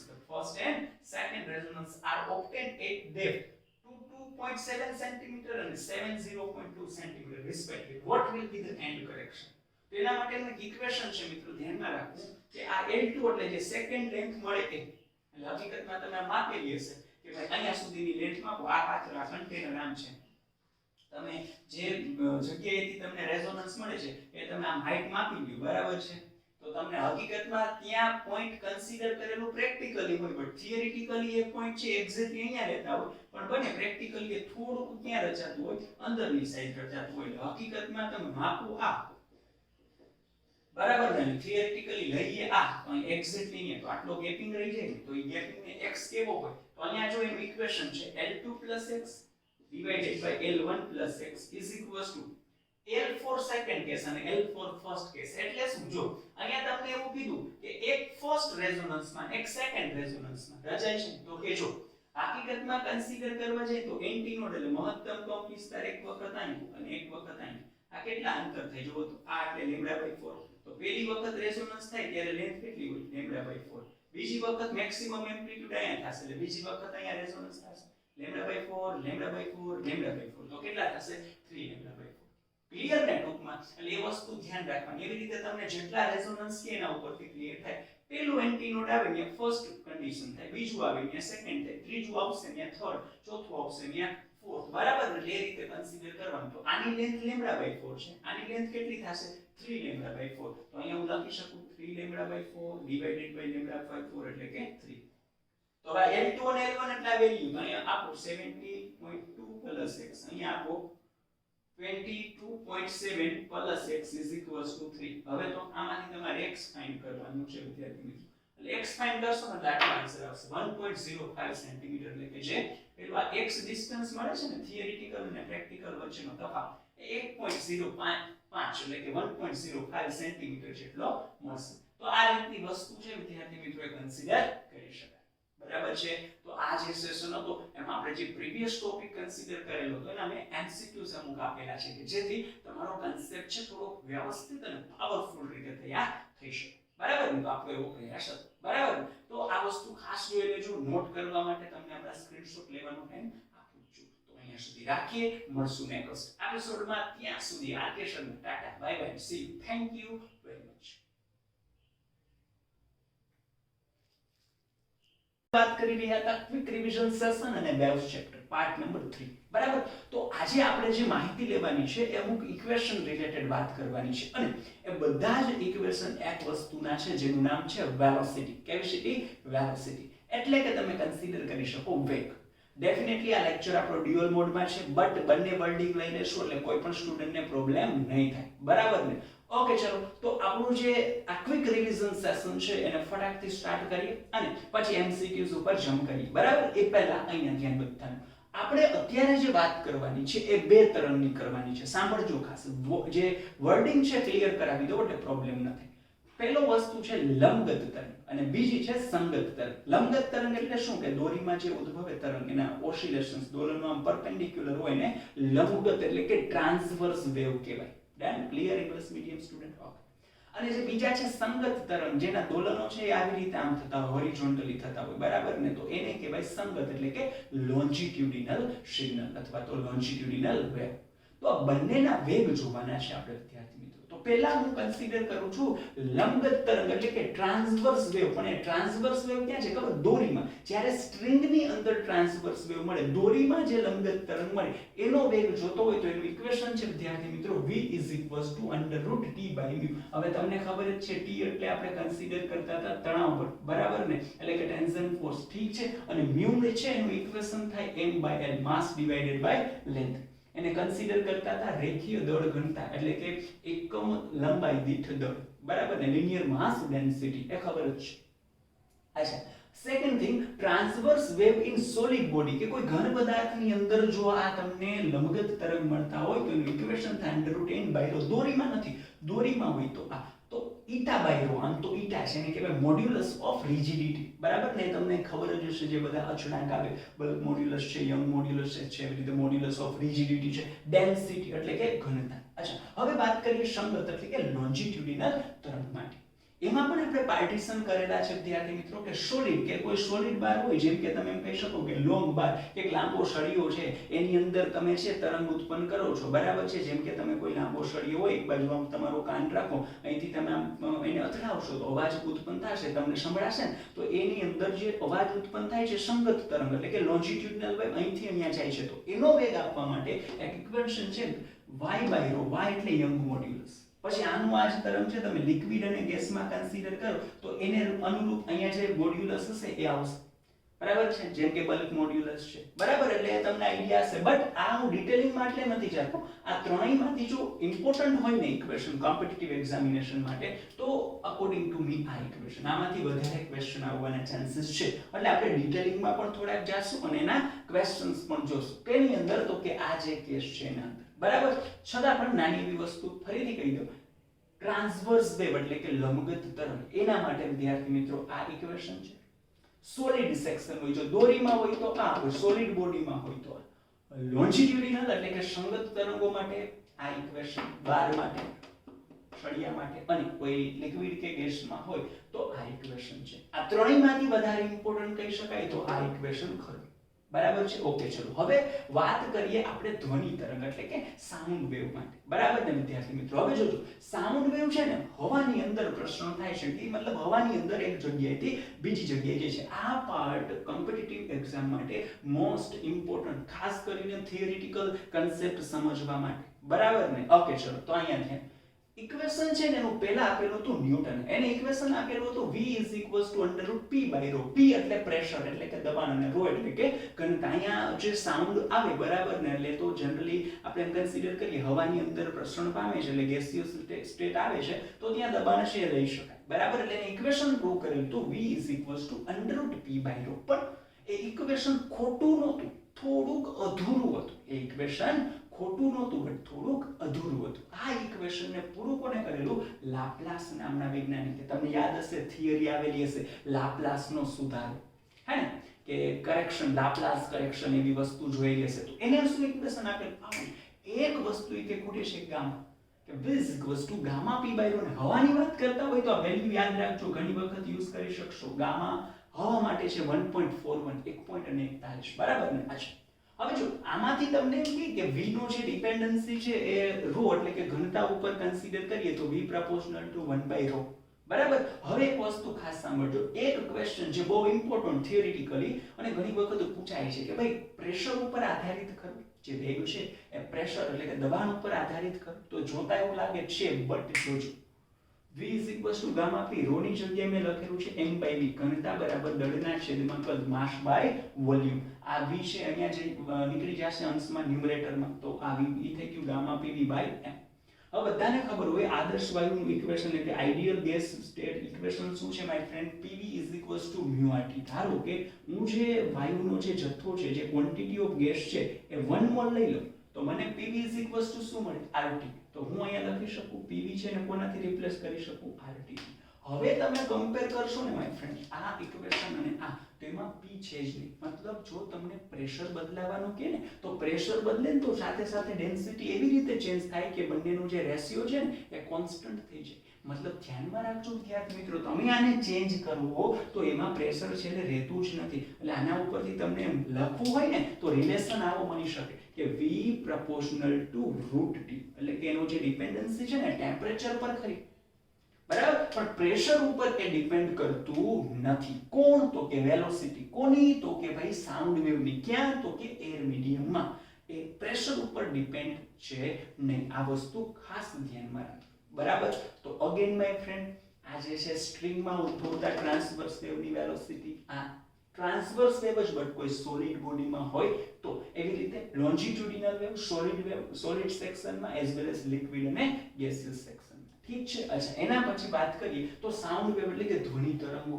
આ સ્પેશિયલી એના માટે જ, આ લોન્જિટ્યુડિનલ અને ટ્રાન્સવર્સ માટે હતી, આ સ્પેશિયલી સાઉન્ડ વેવ માટે, બરાબર. એમાં ફર્સ્ટ ન્યૂટનનું ઇક્વેશન, પછી લાપ્લાસનું ઇક્વેશન, અને એના ઉપરથી અમુક થિયરિટિકલ પોઈન્ટ મેં કીધા. ડન. તો આનો તમે સ્ક્રીનશોટ હમણાં લઈ શકશો, થોડી નોટ કરવી હોય તો. હવે આને રિલેટ આપણે MCQ જોશું, બરાબર. બટ એ પહેલાનો સ્ક્રીનશોટ લઈ લો. ચલો,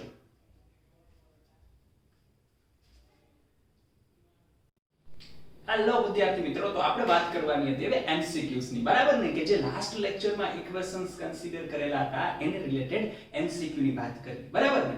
નો ડાઉટ. ચલો, બધાને સમજાઈ જશે. આન્સર છે 1 બાય 1 છે ઇંગ્લિશમાં ક્વેશ્ચન, બટ આપણે ટ્રાન્સલેટ કરતા જઈશું, બરાબર ને?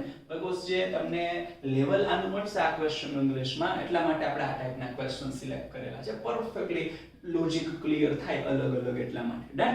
ઓકે, ચલો તો વધારે ટાઈમ વેસ્ટ ન કરીએ, પરફેક્ટલી તમારો ટાઈમ યુઝફુલ થાય એવું કામ કરીએ. તો ફર્સ્ટ ક્વેશ્ચન રીડ કરો. A string of length, એટલે જાણે વાંચતા જ ખબર પડી જાય કે ભાઈ દોરીને રિલેટેડ દાખલો છે. અચ્છા, a string of length L stretched by L by 20, then speed of transverse wave is v. એટલે એવું કહેવા માંગે છે કે દોરીમાં એક લંબગત તરંગ છે, બરાબર ને? એ લંબગત તરંગ માટે જો તમે L by 20 જેટલી દોરીને ખેંચશો, એની સાઈડ એટલી વધારશો, તો ત્યારે જે તમને લંબગત તરંગ મળે એની ઝડપ v છે. હવે તો જો તમારી સ્પીડ છે એ when the speed of wave when it stretched by L by 10, એટલે શું? તો કે હવે જો આ વધારો જે છે, સ્ટ્રેચિંગ જે કરો છો L by 10 જેટલો હોય તો ઝડપ કેટલી? મેં આ ડેટા સિમ્પલી આ ફોર્મમાં એટલે લખેલ છે વિદ્યાર્થી મિત્રો, આ જ રીતે સોલ્વ કરે છે ત્રિરાશિ મૂકીને, પણ ભાઈ ત્રિરાશિ મૂકવાની થતી નથી. તમારી ઇક્વેશન તો ખબર હોવી જોઈએ ને. શું છે ઇક્વેશન માય ફ્રેન્ડ? કહો તો કે દોરી આવે, લંબગત તરંગ આવે, સ્ટ્રિંગ આવે, ટ્રાન્સવર્સ વેવ આવે, એટલે v √t ભાઈ. મેં તમને સાવ સિમ્પલ વે માં કીધેલું છે ભાઈ. શું? તો કે દોરી સ્ટ્રિંગ ચેન્જ થતી હોય તો જ મ્યુ બદલાય, નહીતર બદલાય નહીં. અહીંયા દોરી બદલાતી નથી, દોરીની પોઝિશન બદલાય છે. એટલે એક જ દોરી, એક જ સ્ટ્રિંગ હોવાથી મ્યુ તો કોન્સ્ટન્ટ. આપણી સ્ટાઇલ મુજબ જ્યાં ટપકી મૂકીએ એ ટપકી જાય, બરાબર ને? તો અહીંથી રિલેશન શું મળે ભાઈ? તો કે v ∝ √t.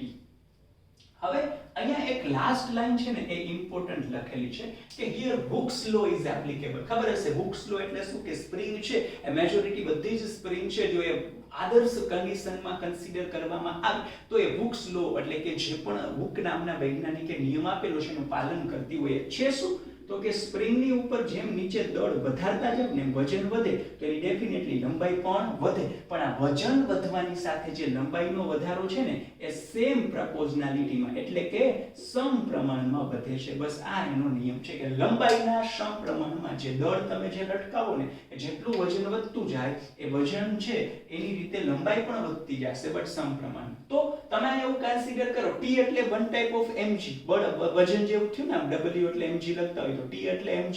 તો t છે ને, t એ લેન્થ નો જે ચેન્જ થશે ને માય ફ્રેન્ડ, એ લેન્થ ના ચેન્જ છે એના સેમ પ્રપોઝનલ માં હોય. આવું તમે હુક્સ લો છે એના ઉપરથી કહી શકો. અને આ એપ્લિકેબલ છે તો હવે સિમ્પલ થઈ ગયું. જોવો તો સેમ પ્રપોઝનાલિટી તો લખી શકાય v2 by v1 is equals to √t2 by t1. But અહીંયા t proportional to delta L છે તો અહીંયા delta L2 divided by delta L1, બરાબર? અચ્છા, ચલો હવે વેલ્યુ કન્સિડર કરીએ. તો બીજી કન્ડિશન એટલે અહીંયા વેલોસિટી ફાઇન્ડ કરવાની છે. પહેલામાં વેલોસિટી આપેલી છે કેટલી? v. અચ્છા, અહીંયા લેન્થ નો ચેન્જ, બીજામાં લેન્થ નો ચેન્જ માય ફ્રેન્ડ થાય છે L by 10 અને ફર્સ્ટમાં લેન્થ નો ચેન્જ છે થાય છે L by 20. તો આમાં LL કેન્સલ, લાલો કે લાટ કેન્સલ, બરાબર? અહીંયા શું આવશે? તો કે 20 by 10 એટલે કે √2 આવશે. તો ફાઇનલી તમને મળશે my friend v2 √2 into v. Done? તો આ તમારો આન્સર થઈ ગયો છે, બરાબર ને? ઓકે, ચલો તો આ થઈ ગયો ક્વેશ્ચન નંબર 1. તમારે જો પરફેક્ટલી આ લેક્ચર છે અને પરફેક્ટલી મજા આવે એવું કામ કરવું હોય તો મારા મત મુજબ આવું કરી શકાય. પહેલા તમે આનો સ્ક્રીનશોટ લઈ તમારી રીતે સ્ટાઇલ મતલબ સોલ્વ કરવાની ટ્રાય કરવા છે ક્વેશ્ચન છે ને એ. પછી તમે અહીંયા આવશો એટલે તમને આઈડિયા આવશે પ્રોપરમાં કે ક્યાં તમે મિસ્ટેક કરેલી હતી, શું તમે વિચારેલું હતું એવું ક્યાં ખોટું હતું કે જેથી આપણો આન્સર ન આવ્યો, અથવા તો આન્સર મળી જતો તો વેલ એન્ડ ગુડ, જેથી તમને એમય થશે કે નહીં ઓકે આ કન્સેપ્ટ આપણો ઓલરેડી સ્ટ્રોંગર છે, બરાબર? અને જો એવું જણાય સોલ્વ કરતા એવું લાગે કે થોડું ઓછું થાય છે તો આ રિલેટેડ એમસીક્યુ વધારે સોલ્વ કરવાની ખબર પણ પડે, બરાબર ને? કારણ કે આપણને મેઇન વસ્તુ છે મિત્રો એ લાસ્ટ ટાઈમમાં પરિસ્થિતિનો ખ્યાલ આવવો જોઈએ, ક્યાં કેટલો સમય આપવો એ ખબર પડી જાય એટલે તમારું રિઝલ્ટ બેસ્ટ નીકળે છે, બરાબર? ઓકે, એ તો વાત થતી રહેશે બટ આનો સ્ક્રીનશોટ લઈ શકો. ઓકે, ચલો number 1 completed. Now move on the part number 2. ચલો તો પાર્ટ નંબર 2 છે વિદ્યાર્થી મિત્રો, એની વાત કરી તો આપણે આન્સર નંબર 2. હવે એ મેં છે ને થોડુંક મારી સ્ટાઇલમાં લખેલું છે, સમજવાની ટ્રાય કરું છું ક્વેશ્ચન કેવો હશે. ચલો ટ્રાય કરો સમજવાની. તો આન્સર નંબર 2 ની વાત કરી નાખીએ. ચલો ડન. ઓકે, હવે ક્વેશ્ચન આવો છે, એક દોરી છે ને એ આમ ટૂંકમાં સપોર્ટની સાથે બાંધેલી છે. એ દોરી છે ને એની લેન્થ 12 મીટર અને એનો વેઇટ છે 6 કિલોગ્રામ. એટલે કે આ દોરી સ્ટ્રિંગનું માસ છે 6 કિલોગ્રામ અને એની લેન્થ છે 12 મીટર. જે બલેક છે ને, બલેક જેટલો ડેટા છે ને એ દોરી માટે છે, બરાબર ને, એટલે કે સ્ટ્રિંગ માટે, કે એની લેન્થ આપેલી છે 12 મીટર અને દોરીનું માસ એટલે માસ ઓફ સ્ટ્રિંગ એ આપેલું છે 6 kg. હાલ વાંધો નથી. અહીંયા નીચે જે બલ્લુ પાર્ટ છે ને, જેટલો બલ્લુ, એ બ્લોક માટે છે, કે જે ઓલરેડી બ્લોક દેખાય છે એ બ્લોકનું વેઇટ કેટલું છે, તો કે માસ of block is equals two 2 kg આપેલું છે. હવે તો ટૂંકમાં અહીંયા તમે જેટલું વજન વધારો છો ને તો કંઈક તણાવ છે, કંઈક ટેન્શન છે પ્રોડ્યુસ થશે અને એના લીધે અહીંયા લંબગત તરંગ મળે છે. એ લંબગત તરંગ છે ને આ બિંદુ, અહીંયા નામ આપી દો પોઈન્ટ નંબર 1 અને અહીંયા નામ આપી દો વિદ્યાર્થી મિત્રો પોઈન્ટ નંબર 2. પોઈન્ટ નંબર 1 ઉપર જે લંબગત તરંગ મળે ને ત્યારે એની વેવલેન્થ, એની તરંગ લંબાઈ આટલી મળે છે. તો એ વેવ આમ કરતું અહીંયા પહોંચશે તો એની તરંગ લંબાઈ કેટલી? ક્વેશ્ચન ક્લિયર થઈ ગયો. ઇન શોર્ટ આપણે વાત કરવાની છે પોઈન્ટ નંબર 1 કે જે બલ્લુ છે, બરાબર, અને એક વાત કરવાની છે વિદ્યાર્થી મિત્રો પોઈન્ટ નંબર 2 કે જે કેવો છે, બલેક છે. યસ માય ફ્રેન્ડ, બરાબર. હવે તમને એવું કીધું પોઈન્ટ નંબર 1 છે, ત્યાં હું એમ કહું, જુઓ તો અહીંયા ધ્યાન બધાને, અહીંયા તમે એમ કહો કે અહીંયા તણાવ બળ છે એ T1 જેટલું હોય તો T1 એટલે આમ તો mg ને, અને અહીંયા તણાવ બળ છે બલેક થી કન્સિડર કરીએ ફીલિંગ ઓશન તો T2 ઇઝ ઇક્વલ્સ ટુ અહીંયા mg ને. જોવો તો અહીંયા દળ કેટલું આવે, આ છેડાથી દળ કેટલું, આ છેડાથી માસ કેટલું છે, તો કે ઓન્લી 2 kg. બટ આ પોઈન્ટના રિસ્પેક્ટમાં માસ કેટલું આવે, તો કે આનું પણ આવે અને આનું પણ આવે. આ ક્લિયર ને? તો અહીંયા મારે લખવું હોય તો અહીંયા લખી શકું આ 2g મળે. બટ અહીંયા લખવું હોય તો ટોટલ માસ કેટલું, આ 6 અને આ 2 એટલે 8, તો અહીંયા 8g. ઓહો, આ ટેકનોલોજી તો જો 5g હમણાં લોન્ચ થયું, આપણે તો 8g એ પહોંચી ગયા. તો T1 T2 ક્લિયર, આ રીતે ડન ને. આ વસ્તુ જ ખાસ અગત્યની હતી. અચ્છા, અહીંયા લેમ્ડા 1 છે, જોજો લેમ્ડા 1 છે 0.06 metre and we have to find out lambda 2, એટલે કે આપણે લેમ્ડા 2 મેળવવાનું છે. પણ વાત તો છે દોરીની અને એમાંય ઉદ્ભવતા લંબગત તરંગની. સ્ટ્રિંગ એન્ડ ટ્રાન્સવર્સ વેવ માને v is equals two √T/μ. આ તો ક્લિયર જ હોય. અચ્છા, હવે આ જ ઇક્વેશન છે એને આપણે લખીએ. v ઇઝ ઇક્વલ્સ ટુ આપણે કન્સિડર કરી શકીએ, આપણે f લેમ્ડા થાય ખબર છે ને, તો આ f lambda is equals two T/μ. ચલો લેમ્ડા ફાઇન્ડ કરવાના છે, તો lambda is equals two 1/f √T/μ. પહેલી વસ્તુ, આ દોરી તો એક જ છે, દોરી તો એક જ છે, કેસ બદલે છે એટલે દોરી એક જ હોવાથી μ કોન્સ્ટન્ટ. અહીંયા ફ્રીક્વન્સી ચેન્જ થશે ના, શું કામ? એને આ દોરી એટલે એક જ મીડિયમ, એ તરંગ કે વેવ એમાં જ રહે છે એટલે મીડિયમ છે, મતલબ એ સેમ મીડિયમ ની અંદર પ્રોપગેશન થાય છે. અથવા તમે એવું કન્સિડર કરો, આમ તો મીડિયમ ને છે આની સાથે લેવા દેવા છે ને, કે અહીંયા દોરી, બરાબર. બટ અહીંયા તમે કન્સિડર કરો તો હકીકતમાં જે તમને જે તરંગ મળે છે એ અહીંથી ઉદ્ભવેલું છે, એટલે કે એના માટે ઉત્પન્ન થનારો સોર્સ છે ને એ એક જ છે. એટલે સોર્સ એટલે કે જ્યાંથી એની ઉત્પત્તિ થાય છે ભાઈ, એ સોર્સ એક જ હોય તો આવૃત્તિ બદલવાના ચાન્સીસ નથી. બટ આ લોકો એમ કહે છે કે અચ્છા લેમ્ડા ચેન્જ થાય છે, તો એક તો ચેન્જ થવો જ જોઈએ, કારણ કે એની જો તમે એમ કહેતા હોય કે વેલોસિટી v ચેન્જ થાય તો કાં તો f ને બદલાવવું પડે કાં તો લેમ્ડા ને બદલાવવું પડે, બરાબર. બેયનો બદલાય, ઈ ડિપેન્ડ્સ કરે કઈ સિચ્યુએશન છે. આ સિચ્યુએશનમાં લેમ્ડા બદલાય છે, અહીંથી જે ઉત્પન્ન કરેલું તરંગ છે એ ઉત્પન્ન થયેલું તરંગ છે એ તો ફિક્સ જ હશે, બરાબર. મતલબ એક જ સ્ત્રોતમાંથી તમે જેટલું બળ લગાડો છો અથવા તો જેટલું તણાવ બળ ઉત્પન્ન કરો છો એને રિલેટેડ એ તરંગ ઉત્પન્ન થયેલું છે. આની આગળ આપણે એક સમજ્યો હતો કે ઉત્પન્ન થયેલું તણાવ બળ બદલાવો તો એને રિલેટેડ આવૃત્તિ છે એ બદલાતી જોવા મળે. પણ અહીંયા તણાવ બળ તો જે વોટેવર બ્લોક લગાડ્યા પછી ફિક્સ થઈ ગયું અને એને અનુરૂપ તમને તરંગ મળે છે અને એ ઉપર ગતિ કરે છે એવું કીધું, બરાબર છે. તો આ કેસમાં આ આવૃત્તિ પણ શું થશે વિદ્યાર્થી મિત્રો, કોન્સ્ટન્ટ થશે. તો અહીંયા તમે કન્સિડર કરી શકો લેમ્ડા પ્રોપોર્શનલ ટુ t, એટલે કે આવું થાય lambda 2 by lambda 1 is equals to √T2 by T1. હાલો ડન છે. જસ્ટ વેલ્યુ પુટ કરો તો T2 એટલે 8g અને T1 એટલે 2g, તો gg કેન્સલ, 2 4 8 એટલે 4 નું વર્ગમૂળ 2. તો lambda 2 is equals two 2 into lambda 1, આ 2 ઇન્ટુ 0.06 જે કન્સિડર કરો એ તમારો આન્સર આવી જશે, બરાબર. અહીંયા સુધી ક્લિયર. એટલે અહીંયા તમે કન્સિડર કરો એટલે આન્સર આવશે 0.12 મીટર, બરાબર ને? તો કે અહીંયા તરંગ લંબાઈ છે 0.06 હોય તો અહીંયા છે તરંગ લંબાઈની થઈ જશે 0.12 મીટર, બરાબર ને? તો આ રીતની વસ્તુ છે એ આપણે કન્સિડર કરી શકીએ. ચલો બીજાનો સ્ક્રીનશોટ પણ લઈ શકો ફટાફટ વિદ્યાર્થી મિત્રો. Okay, chalo, 2 completed. Now move on the next part, and next part is answer number 3. ચલો, એ તો ટોટલ ક્વેશ્ચન છે તમારી સમક્ષ, એમાં તમે કઈ શોર્ટકટ કન્સિડર કરેલો નથી ક્વેશ્ચન નો. ચલો રીડ કરો અને નક્કી કરો કે કયું ઇક્વેશન આવશે. આપણે જેટલા પણ ઇક્વેશન જોયા શરૂઆતમાં એમાંથી કયું કામ લાગશે. Okay, transverse wave are generated in to uniform steel wire. એટલે બે સ્ટીલના વાયર છે ને એટલે પાતળા છે. જો અહીંયા ખાસ ધ્યાન રાખજો, આ વાયર ની અંદર છે, કોઈ સ્ટીલ બાર એટલે કે સળિયાની અંદર નથી. વાયર બહુ પતલો હોય, બરાબર ને? A and B, when source of frequency 500 Hz is attached to their free ends, એટલે કે જે બંનેમાં તરંગ ઉદ્ભવે છે એની ફ્રીક્વન્સી આપેલી છે. કેટલી છે? 500 Hz આપેલી છે બંને જગ્યાએ. The diameter of A is half than B and the tension in A is half that B. Then find VA by VB. એટલે ખાસ ધ્યાન રાખજો, અહીંયા જો મેં આ ક્વેશ્ચન એટલે લીધો, આ સોલિડ સેક્શનમાં નથી, અહીંયા બાર વર્ડ નથી. બાર એટલે એનો ડાયામીટર છે એ બહુ વધારે પડતો મોટો હોય, આ વાયર છે એટલે પતલું. એને તમે દોરીની સાથે કમ્પેર કરી શકો. એટલે આમ તો એવું જ કહેવાય ટ્રાન્સવર્સ વેવ ઇન સ્ટ્રિંગ. એટલે ઇક્વેશન તો આવું જ આવશે my friend, V is equals to √T by B. હવે જો અહીંયા બે કેસ છે, એક વાયર A અને એક વાયર B, એટલે સ્ટ્રિંગ નંબર 1 અને સ્ટ્રિંગ નંબર 2. એટલે એનો મતલબ μ કોન્સ્ટન્ટ તો થશે નહીં. તો કે જો એને આપણે ચેન્જ કરી, μ is equals to m/l, બરાબર. હવે માસ છે તો આવું થાય ને, ρ is equals to mass divided by volume. તો માસ એટલે શું થાય? ρ into v divided by l. આ ρ, v એટલે એરિયા into l. આવું આપણે કરી ગયેલા છે એટલે હું સ્પીડમાં જવા દઉં છું. આ ક્લિયર હોય ને? વાયર હોય ભાઈ, બરાબર છે. આ ક્રોસ સેક્શન એરિયા હોય અને આ એની લેન્થ હોય તો વોલ્યુમ કેટલો થાય? A into l. આ ll કેન્સલ, આ ρ એટલે ρ અને A એટલે pi r² થાય. ક્રોસ સેક્શન એરિયા વાયર છે, સિલિન્ડ્રિકલ શેપ હોય એટલે આવું. હવે r ની જગ્યાએ તમે ડાયામીટર એટલે શું થાય? 2r ને, તો r એટલે d/2, તો r² એટલે d²/4. તો આને શું મળે? ρ pi d²/4. આવું મળ્યું.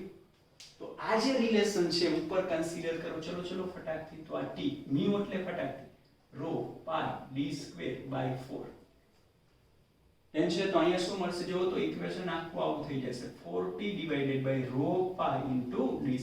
ઓકે, ચલો તો આ ક્લિયર બધાને અહીંયા સુધી. આ ઇક્વેશન છે ને એને આપણે એવા ફોર્મેટમાં કન્સિડર કર્યું કે જે ડેટા આપેલો છે. કેમ? કારણ કે જો અહીંયા આપેલું છે the diameter of A, એટલે કે dA is equals to half that of B, એટલે B નો જે ડાયામીટર છે ને એનાથી હાફ છે.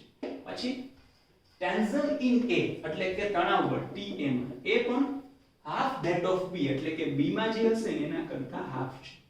તો VA by VB એટલે કે વેલોસિટી, એની અંદર જે વેવ છે એની વેલોસિટી અને B ની અંદર જે વેવ છે એટલે બંને જગ્યાએ જે વેગ છે એનો ગુણોત્તર મેળવવાનો છે. તો મેં આ ઇક્વેશન આના ફોર્મમાં કન્વર્ટ કરીને તો કે જો અહીંયા 4 કોન્સ્ટન્ટ, પાઈ કોન્સ્ટન્ટ, ડી કોન્સ્ટન્ટ નથી, ટી કોન્સ્ટન્ટ નથી, રો બંને જગ્યાએ મટીરીયલ તો સેમ જ છે ને, બંને વાયર છે પણ બંને સ્ટીલ ના છે એટલે મટીરીયલ સેમ હોવાથી રો પણ કોન્સ્ટન્ટ. તો અહીંયા શું આવે? v proportional to √t/d², બરાબર. એટલે આને આમે લખી શકો ને સિમ્પલી v proportional to, અહીંયા લખો એટલે મારે સ્પેસ મળી છે, v proportional to √t/d, d² નું સ્ક્વેર રૂટ d થઈ જાય. ઓકે, ચલો તો v2/v1 એટલે કે તમારે ફાઇન્ડ કરવાનું છે va/vb. તો અહીંયા આવું કન્સિડર કરો. ચલો va/vb, આ તો સેમ પ્રોપોર્શનાલિટીમાં. તો અહીંયા શું આવ્યું? ta/tb. તો મોટા થઈ ગયા તો ક્લિયર ને. આ ઇન્વર્સ પ્રોપોર્શનાલિટીમાં તો va/vb, તો અહીંયા મળે db/db. ચલો આ ta એટલે તમે કન્સિડર કરી શકો માય ફ્રેન્ડ tb/2 અને tb એટલે tb. ચલો ડન. db એટલે db અને da એટલે તો કે db/2. Very good. va divided by vb is equals to, ચાલો ફટાકથી મજા જ આવે, tb કેન્સલ એટલે 1/√2. આ db કેન્સલ છેદનો છેદ અંશમાં એટલે 2/1. 2 એટલે √2 અને ઓલરેડી 1√2 છે, √2 કેન્સલ એટલે વધશે √2. જે માંગેલ અને √2 જવાબ છે. ડન. તો આ રીતની વસ્તુ કે એમાં μ કોન્સ્ટન્ટ નથી એક જ દોરી હોય, એક જ કેસ હોય તો મ્યુ કોન્સ્ટન્ટ, પણ એક એવો કેસ લઈ લીધો કે જ્યાં બે અલગ અલગ વાયર છે તો મ્યુ કોન્સ્ટન્ટ નથી. બટ બંને સ્ટીલ, એટલે કે એવું કીધું હોત ને કે એક સ્ટીલ માંથી બનેલો છે અને એક પ્લેટિનમ માંથી બનેલો છે તો બંનેની ડેન્સિટી પણ અલગ થાય તો એ કોન્સ્ટન્ટ હોત નહીં. બરાબર, એટલે આ કન્વર્સેશન છે એ ઇમ્પોર્ટન્ટ છે. આ રીતે આપણે ચેન્જ કરી શકીએ. આવું જો કે પહેલા પણ જોઈ ગયેલા છે પણ ખ્યાલ હોવો જોઈએ. તો જો મેં તમને કીધું હતું આ જે દોરીની અંદર જે લંબગત તરંગો છે, સ્ટ્રિંગની અંદર જે ટ્રાન્સવર્સ વેવ છે, ઇમ્પોર્ટન્ટ વન, એટલે તમને એના 1, 2 અને 3 કન્સેપ્ટ કન્સિડર કરેલા છે. એના પછી મેં કીધું હતું સાઉન્ડ વાળો કન્સેપ્ટ ઇમ્પોર્ટન્ટ, સ્ક્રીનશોટ લેવો હોય તો લઈ શકાય. ઓકે, એના પછી વાત થઈ હતી સાઉન્ડ વાળો કન્સેપ્ટ છે એ ઇમ્પોર્ટન્ટ. તો હવેની જે મેં વાત કરેલી છે માય ફ્રેન્ડ, હવે જે મેં વાત કરેલી છે એ તમે કન્સિડર કરી શકો સાઉન્ડ ને રિલેટેડ. જો એમાંથી એકનો આન્સર તો તમને આવડી જ જવો જોઈએ. મેં ઇમ્પોર્ટન્ટ કીધું તું, ઇક્વેશન કીધું ત્યારે પરફેક્ટલી વાત કરેલી હતી, પરફેક્ટલી. બરાબર, ચલો. If the air pressure is double, keeping temperature constant, then speed of sound will become. એટલે પહેલા તો હું બધું પછી લખીશ, પહેલા તો 4 નંબર છે લખીશ એટલે ખ્યાલ આવે. નંબર 4. ઓકે, ચલો. સ્પીડ ઓફ ધી સાઉન્ડ એટલે v is equals to gamma p by rho. આ તમને ખબર છે. પછી આપણે ખબર શું કરેલું હતું તો કે ગામા rho એટલે m by v. તો અહીંયા તમે m રાખેલો હતો, બરાબર, અને અહીંયા તમે v કન્સિડર કરેલો હતો. પછી અહીંયા તમે એવું કન્સિડર કરેલું હતું કે ગામા is equals to, અહીંયા p તો એમ જ રહે અને નીચેથી v આવે એટલે ગામા, pv એટલે mu rt, pv એટલે mu rt. હવે જો mu 1 મોલ નો ને તો 1 મોલ માટે માસ m હોય. આ ક્લિયર થઈ જવું જોઈએ. તો તમે જો અહીંયા ઇક્વેશન mu rt ને બદલે rt લખો ને તો અહીંયા મારે m લખવું પડે. સમજાણું? અગેન કહું, v is equals to velocity equals to, અહીંયા આવું લખું ને mu rt, તો mu ખબર નથી તો અહીંયા માસ m આવે. બટ તમે એમ લઈ લ્યો mu છે 1 મોલ છે તો 1 મોલ ગેસ નું આપણે માસ કેટલું લઈએ? m જેટલું. તો એ m થી રિપ્લેસ થઈ જાય. ડન. એટલે આના ઉપરથી તમને વિદ્યાર્થી મિત્રો ખબર પડી જવી જોઈએ કે જો ટેમ્પરેચર પણ કોન્સ્ટન્ટ હોય, મેં તમને કીધું ત્યાં ખબર, પ્રેશર ઉપર ડિપેન્ડન્ટ નથી, પ્રેશર ઉપર ડિપેન્ડન્ટ નથી. એટલે એક્ચ્યુઅલી આન્સર તો આવે નોટ ચેન્જ, વેલોસિટી છે ચેન્જ થશે નહીં કારણ કે velocity is independent from the pressure. But અહીંયા ટેમ્પરેચર કોન્સ્ટન્ટ હોવું જોઈએ. એ છે જો ટેમ્પરેચર કોન્સ્ટન્ટ હોય અને પ્રેશર બદલાવ તો કાંઈ ફેર નહીં પડે ભાઈ, પ્રેશર ઉપર આધારિત નથી. ખાસ ધ્યાન આપજો કે v proportional to p લઈ અને ઠપકારી ન નાખતા. બરાબર ને? ઓકે, એટલા માટે જ આ લીધો તો ખાસ ક્વેશ્ચન મેં પહેલા કીધું હતું અને પાછું રિપીટ થઈ છે. અચ્છા, કારણ એમ થાય છે બેકાદી ગણતરી આવે એવો કઈ ક્વેશ્ચન કન્સિડર કરીએ તો કરી નાખીએ એવો ક્વેશ્ચન. આન્સર નંબર 5 જો, ratio of speed of sound in nitrogen gas to helium gas. બરાબર ને? એટલે એક નાઇટ્રોજન માટે વાત કરવાની છે અને હિલિયમ માટે વાત કરવાની છે. બરાબર, એટ 300 કેલ્વિન ટેમ્પરેચર. બરાબર ને? તો બંને માટે આપણે વેલોસિટી, સાઉન્ડ માટે ઇક્વેશન ફાઇનલ છે. હું આ ઇક્વેશન ડાયરેક્ટલી લઉં છું વિદ્યાર્થી મિત્રો, ગામા rt by mo. હવે જો બે કેસીસ છે, એકની જગ્યાએ તમે કન્સિડર કરો નાઇટ્રોજન છે અને એક તમે કન્સિડર કરો તો હિલિયમ છે. પહેલા કયો ગેસ આપ્યો છે? નાઇટ્રોજન. અચ્છા, તો આને 1 નંબરી કહી દઉં. પછી હિલિયમ છે તો આને 2 નંબરી કહી દઉં. બરાબર છે? જો આ r છે, r એ કોન્સ્ટન્ટ, ટેમ્પરેચર પણ બંને જગ્યાએ 300 કેલ્વિન એટલે એ પણ કોન્સ્ટન્ટ. એટલે પહેલા તમે અહીંથી રિલેશન લખી શકો v proportional to gamma by m. બરાબર. હવે નાઇટ્રોજન છે તો એના માટે આપણે mo ખબર હોય, કેટલા હોય તો કે 28 ગ્રામ પર મોલ. બરાબર છે? અને હિલિયમ છે તો એના માટે mo ખબર હોય, એના માટે હોય 4 ગ્રામ પર મોલ. આ તો તમને આઈડિયા છે જ અણુભાર મોલેક્યુલરમાં. બરાબર. અને ગામાનું ઇક્વેશન મેં પહેલા તમને કહી દીધેલું હતું આની પહેલા કે ગામા છે ને ડિગ્રીઝ ઓફ ફ્રીડમ માં ડિફાઇન કરીએ તો gamma is equals two f+2/f. મેં ત્યારે કીધું હતું કે આ ઇક્વેશનમાં ઘણા સ્ટુડન્ટ ભૂલ કરી નાખી, f+2/2 લઈ લે છે બટ f+2/2, સોરી f+2/, જો મારી થઈ ભૂલ એવી થવી જોઈએ નહીં, f+2/f. હવે નાઇટ્રોજન છે, નાઇટ્રોજન એટલે ડાયએટોમિક કે મોનોએટોમિક, એટલે કે એક પરમાણુ કે દ્વિપરમાણુ. વેરી ગુડ માય ફ્રેન્ડ, દ્વિપરમાણુ. અને 300 કેલ્વિન એટલે સેલ્સિયસ માં કન્વર્ટ કરો તો બહુ ઓછું તાપમાન છે, બહુ ઓછું ટેમ્પરેચર. તો એ ટેમ્પરેચર ઉપર આના ડિગ્રીઝ ઓફ ફ્રીડમ એટલે કે મુક્તતાના અંશો f કેટલા હોય? 5 હોય. તો અહીંયા આવશે 5 + 2 ડિવાઇડેડ બાય 5 એટલે કે 7/5. ઓકે, અહીંયા ગામા 2 આ MO1 છે, આ MO2 છે. ગામા 2 ચલો મોનોએટોમિક ને એક પરમાણુ ને એટલે એમાં તો 3 જ આવે, તો 3 + 2/3 એટલે કે 5/3. ડન છે, ક્લિયર છે. ઓકે ચલો અહીંથી કન્સિડર કરો ફટાકથી, ચલો મજા જ આવે. તો V1/V2 કઈ કીધું ન હોય તો 1 2 જ ફાઇન્ડ કરવાના હોય. અચ્છા અહીંયા કન્સિડર કરો ટોપી તો ટોપી, આ સેમ પ્રોપોર્શનાલિટી, તો Γ1/Γ2 આ ઇન્વર્સ પ્રોપોર્શનાલિટી, તો MO2/MO1. ઓકે ચલો આ ટોપી તો ટોપી. Γ1 એટલે કેટલા થશે તો કે 7/5. Γ2 એટલે કેટલા થશે તો કે 5/3. MO2 એટલે કેટલા થશે 4. MO1 કેટલા થશે 28. બરાબર, તો એરેન્જમેન્ટ કરીએ perfectly.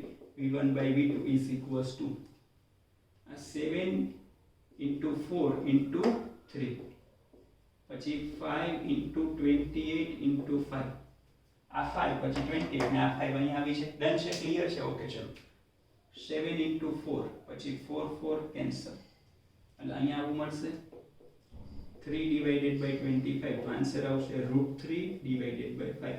That one is the correct answer. Clear? તો આ ક્વેશ્ચન પણ કમ્પ્લીટેડ કે સાઉન્ડ સાથે રિલેટેડ જો કેલ્ક્યુલેશન આવે તો આ રીતે મિત્રો આગળ વધી શકાય. બરાબર છે. તો આપણે આ જે લેક્ચર હતો એની અંદર અમુક જે વેલોસિટીના ઇક્વેશન છે એમાં લંબગત તરંગ આવી ગયું, સંગત તરંગ આવી ગયું, ધ્વનિ તરંગ આવી ગયું એટલે કે ટ્રાન્સવર્સ આવી ગયું, લોન્જિટ્યુડિનલ આવી ગયું અને સાઉન્ડ વેવ આવી ગયું. બધાની વ્યવસ્થિત વાત કરેલી અને અમુક એવા ક્વેશ્ચન, ટ્રિકી ક્વેશ્ચન કે જેમાં તમારા પરફેક્ટ કન્સેપ્ટ ક્લિયર થાય એ વસ્તુ પણ આપણે ક્લિયર કરી નાખેલી છે. બરાબર ને? તો અહીંયા સુધી રાખશું, મળશું નેક્સ્ટ લેક્ચરમાં. ત્યાં સુધી આરકે સરના tata bye bye and see you. Thank you very much.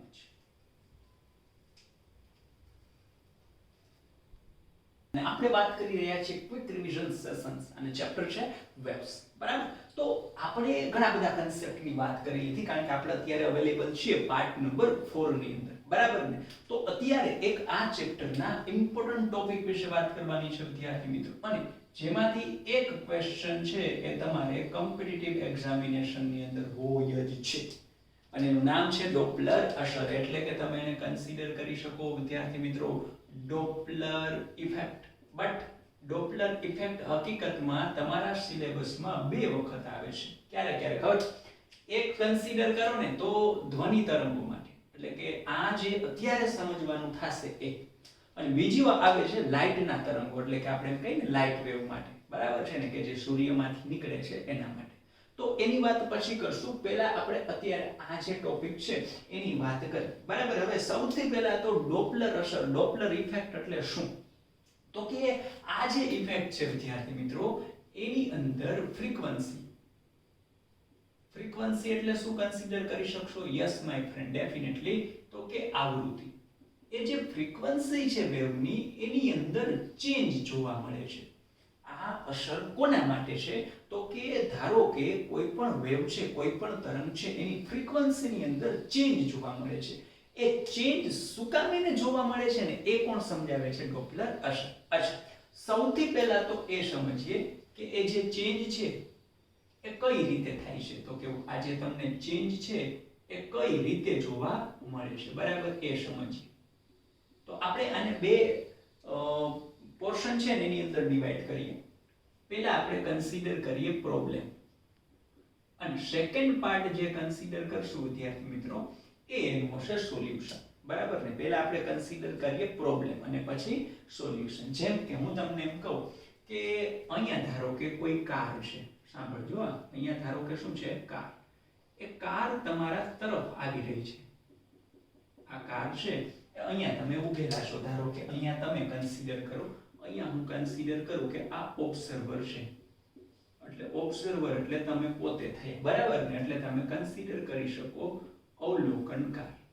Okay, એટલે આમ તો 2 કાર થઈ, એક ખાલી કાર અને એક કેવી કાર? અવલોકનકાર. એટલે આ જે છે એ ઓબ્ઝર્વર છે. બરાબર? ઓકે, હું તમને કહું છું શું ફ્રીક્વન્સી છે, આવૃત્તિ છે, કઈ રીતે ચેન્જ થાય છે એ સમજો, પછી આપણે સોલ્યુશન જોશું. તો ઓકે, ધારો કે આ કાર છે ને એ હોર્ન વગાડે છે. શું વગાડે છે? હોર્ન વગાડે છે. હવે હોર્ન એટલે એક પ્રકારનો અવાજ છે. ધારો કે હોર્ન વગાડે છે, એની આવૃત્તિ છે 1000 હર્ટ્ઝ. કેટલી છે? 1000 હર્ટ્ઝ. તો એવું જોવા મળે છે, કેવું જોવા મળે છે? એવું કે કેસ નંબર 1 આપણે એવું કન્સિડર કરીએ કે 2 વર્ષ. 2 વર્ષ એટલે શું? તો કે કાર તમારા તરફ આવે છે. હકીકતમાં તમે એવું વિચારો, તમે અહીંયા ઊભા છો, કાર તમારા તરફ આવે છે ને ઉત્પન્ન જે કરેલું જે સિગ્નલ છે, જે વેવ છે, એની ફ્રીક્વન્સી કેટલી છે? 1000 હર્ટ્ઝ. બટ તમને અહીંયા જે સંભળાશે ને માય ફ્રેન્ડ, મતલબ તમને જે અવાજ સંભળાશે એની જે ફ્રીક્વન્સી છે ને એ તમને આ 1000 કરતા તો થોડી વધારે જોવા મળશે. ધારો હું એમ કહું કે 1003 હર્ટ્ઝ છે. આવી જોવા મળે છે. ચેન્જ થયું. બરાબર ને? શું થયું? ચેન્જ થયું. અચ્છા, હવે આ સેકન્ડ કેસ, ધારો કે આપણે આવું કન્સિડર કરીએ, અવે ફ્રોમ. બરાબર, એટલે કે તમારાથી દૂર જાય છે. અહીંયા કાર શું હતું? તો કે તમારા તરફ જતી હતી. હવે ધારો કે કાર આવી તમારા પાસેથી પસાર થઈને હવે તમારાથી દૂર જાય. તો હવે ધારો કે તમે અહીંયા છો, એટલે આ અવલોકનકાર. ડન ને? એટલે અહીંયા હું લખું છું કે ભાઈ આ ઓબ્સર્વર એટલે કે અવલોકનકાર. અને હવે જે કાર છે તમારાથી દૂર નીકળી ગઈ, તો માની લ્યો કે અહીંયા કાર છે એ તમારાથી હજી આમ જાય જ છે ને તમારાથી ક્યાં ગઈ? દૂર. એટલે આપણે એ વસ્તુને કન્સિડર કરેલું છે અવે ફ્રોમ. બરાબર ને? હવે આ જે કાર છે ને વળી પાછું અહીંયા પહોંચીને જે હોર્ન વગાડે છે, તો એ તો સોર્સ તો એ જ છે, મતલબ જ્યાંથી ઉત્પન્ન થાય છે બને તો એ જ છે. તમારી કાર હોય એમાં તમે ધારો કે રાજકોટથી ધોરાજી જાવ છો, બરાબર છે, તો રાજકોટથી તમે આગળ જઈને સાપર પાસે હોર્ન વગાડો કે ગોંડલ પાસે વગાડો, તો એ હોર્ન તો એની જે અવાજ છે તો સેમ જ રહેવાનો, એટલે એની આવૃત્તિ તો સેમ જ રહેવાની, એટલે ઉત્પન્ન કરે છે તો 1000 હર્ટ્ઝ જ છે. બટ હવે તમે ક્યાં છો? તો કે તમારાથી કાર દૂર જાય છે. તો આ કેસમાં વિદ્યાર્થી મિત્રો તમને જે આવૃત્તિ સંભળાશે ને એ આવૃત્તિ હોય એના કરતા ઘટી જાય છે. ધારો કે તમને અહીંયા મળે છે 995 હર્ટ્ઝ, એટલે કે ઘટે છે 995 હર્ટ્ઝ, એટલે 5 હર્ટ્ઝ જેટલો ઘટાડો જોવા મળે છે. તો તમે એવું કન્સિડર કરી શકો કે અહીંયા આવૃત્તિમાં શું થાય છે? વધારો, અને અહીંયા આવૃત્તિમાં શું થાય છે? ઘટાડો. એટલે આ પ્રોબ્લેમ સમજવાનો પહેલા તો મેં આ પ્રોબ્લેમ કીધું કે હકીકતમાં જે વસ્તુ ઉત્પન્ન થાય છે એટલી જ આવૃત્તિ, એટલી જ ફ્રીક્વન્સી તમને સંભળાવી જોઈએ. બટ 2 વર્ષ એટલે કે કાર તમારા તરફ હોય ત્યારે આવૃત્તિ હોય એના કરતા વધારે સંભળાય છે, અને કાર તમારાથી દૂર જાય છે ત્યારે આવૃત્તિ હોય એના કરતા ઓછી સંભળાય છે. પ્રોબ્લેમ ખબર પડી? ઘણાને એમ થાય સર અમે અહીંયા ઊભા છીએ કાર અહીંયા જ હોય તો ટેન્શન નથી, તો જેટલું હોર્ન વગાડે એ જ સંભળાશે. બદલાશે ક્યારે? તો કે કાં તો તરફ આવવી જોઈએ કાં તો દૂર જવી જોઈએ. તો આ બે કેસમાં બદલાય છે. બરાબર, હવે આપણે આ જે પ્રોબ્લેમ છે એનું સોલ્યુશન જોઈએ. બરાબર, તો હું અહીંયા લખું છું સોલ્યુશન. અચ્છા, હવે જે સોલ્યુશન આપેલું છે ને કોના આપેલું છે? તો કે ડોપલર નામના વૈજ્ઞાનિક. એને એવું કીધું કે ભાઈ આ ઇફેક્ટ છે એમ પરફેક્ટલી છે એ કમ્પ્લીટેડ સ્ટડી કરેલો છે ડિટેલિંગમાં, અને એના ઉપરથી હું તમને એક ઇક્વેશન આપું ને ઇક્વેશનનો યુઝ કરવાનો. તો માની લઈએ કે ચલો ભાઈ એ ઇક્વેશન આપે છે, એ ઇક્વેશન સાચું હોય, બરાબર, હજી આપણે એ તપાસી લઈએ, પણ એની ઇક્વેશન આવું હોય: F divided by V plus Vl is equals to Fs divided by V plus Vs. બરાબર, હવે અહીંયા પહેલા તો એમ થાય કે આ છે શું? આ L અને S શું છે? તો સાંભળી લેજો મિત્રો, L એટલે થશે લિસનર. એને એવું કીધું આ ઇક્વેશન તમારે યુઝ કરવાનું, એની અંદર સંજ્ઞા પદ્ધતિ સાઇન કન્વેન્શન પણ આવશે, પણ એ પહેલા કે હું કહી દઉં, તમારે L હંમેશા ડાબી બાજુ ડ્રો કરવાનું, એટલે લેફ્ટ હેન્ડ સાઈડ. એટલે કે લિસનર છે ને એ હંમેશા ક્યાં કન્સિડર કરવાનું my friend? Left hand side. અને જે સોર્સ છે સોર્સ એ હંમેશા ક્યાં પ્લોટ કરવાનો? તો કે રાઈટ હેન્ડ સાઈડ. જો હવે અહીંયા હું મારી સ્ટાઈલમાં તમને સમજાવું છું. આમાં એવું બની શકે કે કદાચ તમે ડોપલર ઇફેક્ટ જ બીજે સમજેલા હોય, અથવા તો બીજે સમજતા ક્યાંક કદાચ જોવા મળે વિડીયો, તો એમાં અહીંથી મેથડ ડિફરન્ટ હોય, બટ આન્સર સેમ આવી જશે. એટલે સંજ્ઞા પદ્ધતિ એક કે બે રીતે કન્સિડર કરી શકાય. બટ હું જ્યાં સુધી માનું છું, મને જ્યાં સુધી લાગે છે કે ઈઝી વે, તો એ આ જ તમને રહેશે. તમને ગમે ત્યાં જોઈ લેવાની છૂટ. આ સંજ્ઞા પદ્ધતિ વાળી મેથડ છે ને એ ઈઝી લાગશે. બરાબર, ઓકે, ચલો હવે આપણે સમજીએ. તો એના ઇક્વેશન કોને એવું કીધું? લિસનર છે ને લેફ્ટ હેન્ડ સાઈડ રાખવાના. જો એટલે ભૂલેય ન પડે, લેફ્ટ અને લિસનર LL મેચ થાય. અને જે સોર્સ છે ને રાઈટ હેન્ડ સાઈડ રાખવાના. બરાબર છે. ઓકે, ચલો હવે આપણે એક એક ડેટા કન્સિડર કરીએ. આ fs એટલે શું? તો કે સોર્સમાંથી જે જનરેટ થાય ને, સોર્સમાંથી જે જનરેટ થાય ને એ ફ્રીક્વન્સી. ડન. આ fl એટલે શું? તો કે લિસનર માટેની જે અવલોકનકાર છે ને જે સંભળાશે એ વાળી ફ્રીક્વન્સી. બરાબર છે. ઓકે, ચલો એના પછી આ vl એટલે તો કે લિસનર એટલે કે જે અવલોકનકાર છે એનો વેગ. બરાબર છે. અને આ vs એટલે સોર્સ છે એ સોર્સનો વેગ. બરાબર છે. ઓકે, ચલો. અને આ v શું છે? v તો કે v એટલે ધ્વનિની ઝડપ. આ છે ને મેજોરિટી ખાસ ધ્યાન રાખજો ભાઈ. સંજ્ઞા પદ્ધતિ છે ને, હવે આ જે ઇક્વેશન છે એમાં 3 સ્ટેપ. જો આને સ્ટેપ કહી દઈએ. પહેલું સ્ટેપ આ તમે જે પણ આકૃતિ ડ્રો કરો ને એ આ ફોર્મમાં કન્સિડર કરવાની. હમણાં આપણે સમજ્યો સ્ટેપ બાય સ્ટેપ કઈ રીતે સમમાં એપ્લાય કરવું. બટ પહેલું સ્ટેપ આ, બીજું સ્ટેપ છે એ આ ઇક્વેશન, અને ત્રીજું સ્ટેપ છે એની અંદરની વેલ્યુ. બરાબર. હવે જો સંજ્ઞા પદ્ધતિમાં વેલોસિટી સૌથી પહેલા ધ્યાન રાખજો. આ v છે ને, v એટલે શું? તો કે ધ્વનિ તરંગની ઝડપ. જ્યારે ધ્વનિ તરંગ છે, સાંભળજો, ધ્વનિ તરંગ છે એ હવામાં ગતિ કરતું હોય ત્યારે તમને કીધું ન હોય તો બાય ડિફોલ્ટ એની વેલોસિટી, એનો વેગ લેવો 330 એટલે કે 330 મીટર પર સેકન્ડ, 330 મીટર પર સેકન્ડ. આ વેલ્યુ ખાસ ધ્યાનમાં રાખવી. ધ્વનિ તરંગ આપેલું હોય હવામાં એટલે કે એર મીડિયમમાં એ હોય તો આ વેલ્યુ આપણે કન્સિડર કરવાની. અને સાંભળજો, આને સંજ્ઞા પદ્ધતિ ન તો લાગે ન તો વળગે, એટલે આ ઓલવેઝ પોઝિટિવ. આને તમારે સંજ્ઞા પદ્ધતિ છે એ એપ્લાય કરવાની નથી, એટલે આ ક્રોસ કરું છું. બરાબર. અચ્છા, હવે સંજ્ઞા પદ્ધતિમાં વાત કરીએ કે સંજ્ઞા પદ્ધતિમાં વેલોસિટી જો ફ્રીક્વન્સીને નહીં લાગે, કોને કોને નહીં લાગે ને એની નીચે હું ટપકું કરી દઉં તો કે જો આ જે છે ડોટ કરીએ, આને સંજ્ઞા પદ્ધતિ ન હોય, આની ન હોય, આની ન હોય અને આની ન હોય, એ ઓલવેઝ પોઝિટિવ જ હશે. સંજ્ઞા પદ્ધતિ લાગશે vl કે vs ને. બરાબર છે. તો જો હવે એક તમને હું કન્સિડર કરીએ કે ક્યારે એ પોઝિટિવ લેવાના અને ક્યારે નેગેટિવ લેવાના. બરાબર છે. કોણ?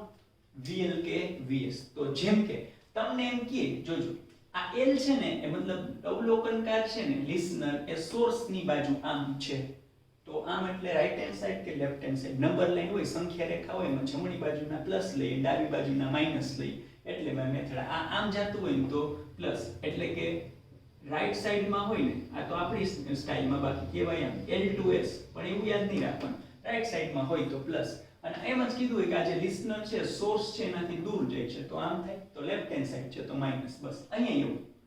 તારો તમને એમ કહે કે ભાઈ આ જે છે એ ક્યારે નેગેટિવ, એમ કે સોર્સ છે લિસનર તરફ જાય છે, સોર્સ છે લિસનર તરફ જાય છે તો લેફ્ટ હેન્ડ સાઈડ ને, તો લેફ્ટ હોય ને એવા કિસ્સામાં આપણે શું કન્સિડર કરશું? માઈનસ. તો અહીંયા ક્યાંથી ક્યાં? તો કે અહીંયા તમે કન્સિડર કરી શકો વિદ્યાર્થી મિત્રો S2L, પણ એવું L2S કે S2L યાદ નહીં રાખવાનું, રાઈટ સાઈડ ને લેફ્ટ સાઈડ. એટલે જ મેં આ મેથડ લીધી. ઈઝી છે ને, એકદમ ઈઝી થઈ ગયું. તમને એમ કે આ સોર્સ છે એ લિસનર થી દૂર જાય છે આમ, તો રાઈટ સાઈડ ને, તો પછી એક કેસમાં પ્લસ લેવાનું. બરાબર છે. ક્લિયર? Okay, done. ઓકે, તો સ્ટેપ નંબર 1, સ્ટેપ નંબર 2 અને સ્ટેપ નંબર 3. આ સોલ્યુશન કોને આપેલું છે? ડોપલરે. બરાબર. હવે જે પ્રોબ્લેમ હતું એનું એક્સપ્લેનેશન કરીએ. અચ્છા, ચાલો. જે પ્રોબ્લેમ આપણને પડેલો હતો ભાઈ એનું એક્સપ્લેનેશન આપીએ. બરાબર છે કે કઈ રીતે શું કામ એને વધતું હતું ને શું કામ એને ઘટતું હતું. બરાબર. એમાંથી આ 2 વર્ડ્સ વાળો કેસ લઈએ. જોજો, એમાંથી આ અહીંયા આ જે છે એ 2 વર્ડ્સ, એટલે આ કેસ છે એ લઈએ. બરાબર. હાલો, આની પહેલા ડાયાગ્રામ ડ્રો કરીએ. Step number 1. ચલો આવી જાઓ સ્ટેપ નંબર 1. સ્ટેપ નંબર 1 માં આ કાર છે અને આ ઓબ્ઝર્વર છે. વાત થઈ હંમેશા L તો લેફ્ટ હેન્ડ સાઈડ જ રહેશે, તો આ જાણે તમારા L. બરાબર છે વિદ્યાર્થી મિત્રો, અને આ જ તમારે જાણે S. હવે જો નક્કી કરી લેવાનું, અહીંયા અવલોકનકાર અને કાર એમાંથી લિસનર સાંભળનાર કોણ છે? આ ને, તો આ જે L છે ને એ અવલોકનકાર છે અને આ જે સોર્સ છે ને એ કાર છે. એટલે એવું નહીં રાખવાનું કાર અહીંયા આપેલી છે તો અહીંયા ના, લિસનર હંમેશા લેફ્ટ હેન્ડ સાઈડ, બીજું કાઈ નહીં. એટલે લિસનર આવેલમાંથી લિસનર કોણ? તો કે અવલોકનકાર, અહીંયા રાખી દીધા. સોર્સ કોણ? તો કે કાર, એ અહીંયા રાખી દીધા. ડન. હવે વેલોસિટી ચેક કરવાની. ચલો, હવે અહીંયા ધારો હું તમને એમ કહું કે અવલોકનકાર છે ને એ આરામમાં છે, સ્થિર સ્ટેશનરી પોઝિશનમાં છે, તો અહીંયા તમારે ટેન્શન જ નહીં લેવાનું. VL કેવા થઈ જશે? 0. ડન. અચ્છા, હવે આ તો ગતિમાં છે ને, ધારો કે એમ કહું કાર છે, કાર એ 5 મીટર પર સેકન્ડની વેલોસિટી થી આ તરફ જાય છે, અવલોકનકાર તરફ જાય છે. તો કાર છે એ અવલોકનકાર તરફ કેટલી વેલોસિટી થી જાય છે 5 ને, તો એના માટેનું જે વેલોસિટી છે vs કહેવાય. પહેલા જ મને કહો આ લેફ્ટ હેન્ડ સાઈડ કે right hand side? Left hand side. Very good. Done ને, ક્લિયર ને? એટલે અહીંયા થશે -5 મીટર પર સેકન્ડ. બરાબર છે, ક્લિયર? અહીંયા સુધીની વસ્તુ ડન છે બધા? ઓકે, ચલો, નો પ્રોબ્લેમ. તો હવે બીજી વસ્તુ, અહીંયા fl, ધારો કે મને fl એટલે કે સાંભળશે કેટલી મારે મેળવવી છે, મને ખબર નથી. અને fs જનરેટ કેટલી થાય છે, તો કે ભાઈ જનરેટ અહીંયા થાય છે, આ તો જનરેટ આટલી હોન આટલાનું હતું ને, તો કે જનરેટ તો 1000 હર્ટ્ઝ થાય છે. બરાબર છે, અહીંયા સુધીની વસ્તુ ક્લિયર છે ભાઈ બધાને? બરાબર. તો હવે આ સ્ટેપ નંબર 1 કમ્પ્લીટેડ. ઓકે, આ 1. હવે આપણે કન્સિડર કરીએ સ્ટેપ નંબર 2. ચલો, ઇક્વેશન. તો કે fl divided by v plus vl is equals to fs divided by v plus vs પરથી, આના ઉપરથી. બરાબર. અચ્છા, સેકન્ડ થિંગ, અહીંયા તમને આ જે પણ ધ્વનિ સિગ્નલ છે, ધ્વનિ આ જે પણ ઉત્પન્ન થાય, બરાબર છે, આપણે વાત થઈ ન કીધું હોય તો હવાની અંદર, આ હવામાં જાય છે, એવું ક્યાંય નથી કીધું કે કાર પાણીમાં ચાલે છે ને એવું, એટલે કાંઈ કીધેલું નથી. તો જો અહીંયા કન્સિડર કરો તો fl મેળવવાના છે. આ v એટલે 330 અને એને તો સંજ્ઞા પદ્ધતિનો લાગે. vl કેટલા? 0 ઇક્વલ્સ ટુ fs એટલે કેટલા? 1000. આ v એટલે કેટલા માય ફ્રેન્ડ? યસ, તો કે 330. અને vs કેટલા છે? vs એટલે કન્સિડર કરવાનું છે -5. બરાબર. અહીંયા સુધીની વસ્તુ ક્લિયર? તો જોવો તો આમાંથી તમે ફાઇનલી કન્સિડર કરો તો fl ઇઝ ઇક્વલ્સ ટુ કેટલા મળે? આ 330 અહીંયા જશે તો 330 1000 ડિવાઇડેડ બાય આ 330 -5 એટલે આન્સર આવશે 225. બરાબર. અહીંયા સુધીની વસ્તુ ક્લિયર છે બધાને? પર્ટિક્યુલર. બરાબર. એટલે અહીં પર્ટિક્યુલર આપણે આન્સર મેળવીએ ને માય ફ્રેન્ડ, જો આપણે પર્ટિક્યુલર એક વખત મેળવી નાખીએ એટલે આઈડિયા આવી જાય.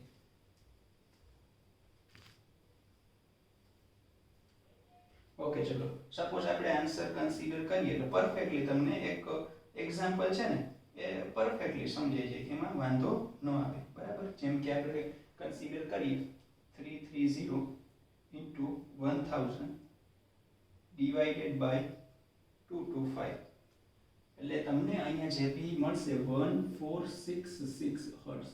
ડન. એટલે જો ક્લિયર, એનો મતલબ અહીંથી હતું 1000 પણ અહીંયા તમને મળે છે કેટલા? 1466. તો ભલે મેં તમને સમજાવવા માટે એક્ઝામ્પલ આપ્યું હતું, બટ આ પ્રોપર કે આવો કેસ હશે ને તો આટલી ફ્રીક્વન્સી બચશે. તો આ એના ઉપરથી પ્રૂફ થઈ ગયું, મતલબ આ લો જે વોટેવર આપેલો છે એ સાચો જ છે, વાંધો નથી. આ ક્લિયર ને? અહીંયા જો એવું ન સમજતા તો મેં તમને એમ જ રેન્ડમલી ભાઈ સપોઝ 1003 સંભળાય એટલે એ તો વધારે જ સંભળાય છે. કેટલી વધારે એ તો મેળવીએ પછી ખબર પડે ડેટા મુજબ. એટલો મતલબ એ કોના ઉપર આધારિત છે? હું અહીંયા 5 છે એની બદલે 10 લઈ લઉં.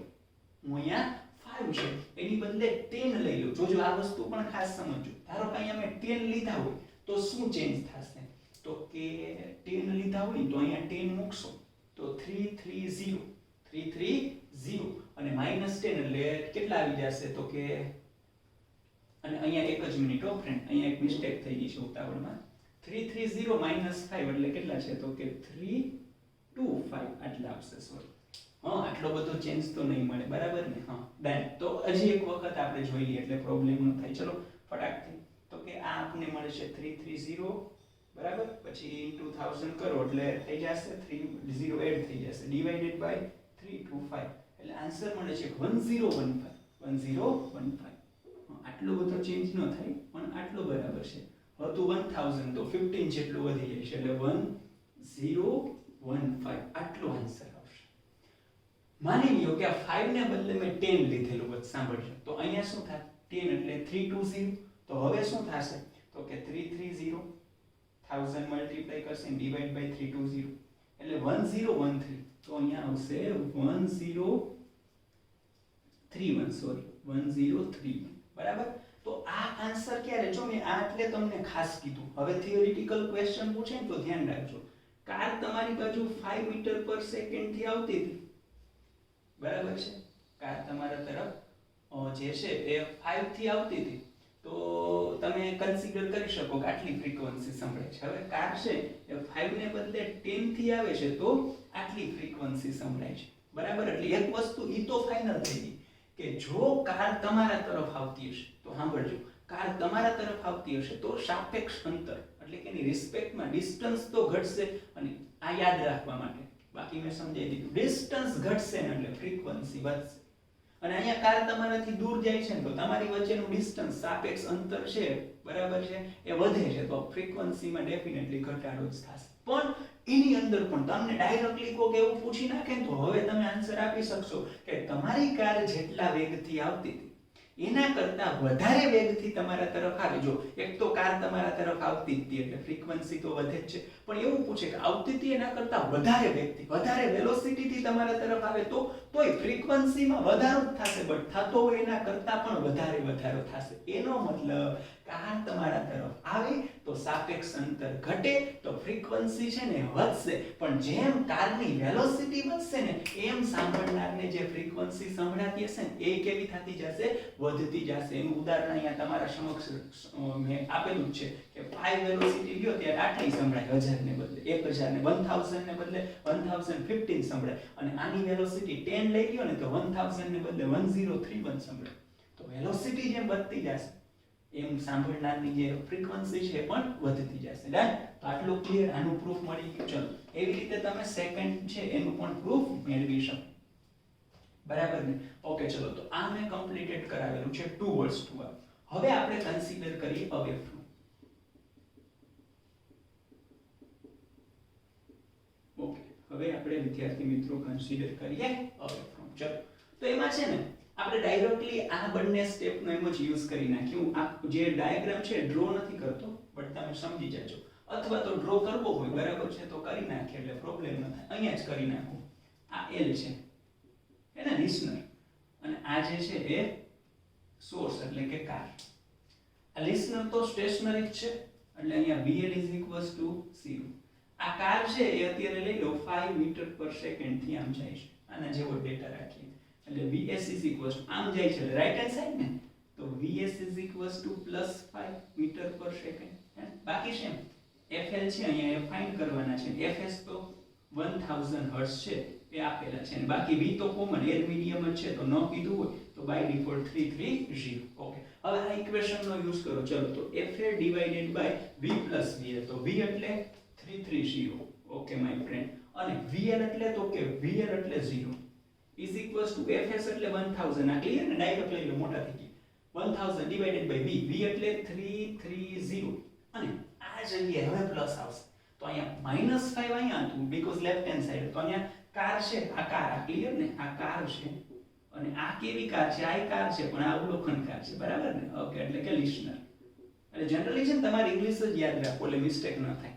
ઉદ્ગમ ને બરાબર ને શ્રોતા ને એવું નહીં, લિસનર ને સોર્સ આમ જ જવાનું. Listener always left hand side એટલે વાત પૂરી. ભૂલ પડે નહીં. કેમાં? સંજ્ઞા પદ્ધતિમાં. કારણ કે સંજ્ઞા પદ્ધતિ આ રીતે લેશો ને તો જ એવું આવશે. લેફ્ટ હેન્ડ સાઈડ તો માઇનસ ને રાઈટ હેન્ડ સાઈડ તો પ્લસ. અને I think A easiest way છે. બરાબર? ઓકે ચલો તો આ જગ્યાએ મેં તમને ડાયાગ્રામ છે આનું ફર્સ્ટ સ્ટેપ અહીંયા છે, આ ડાયરેક્ટલી સેકન્ડ સ્ટેપ.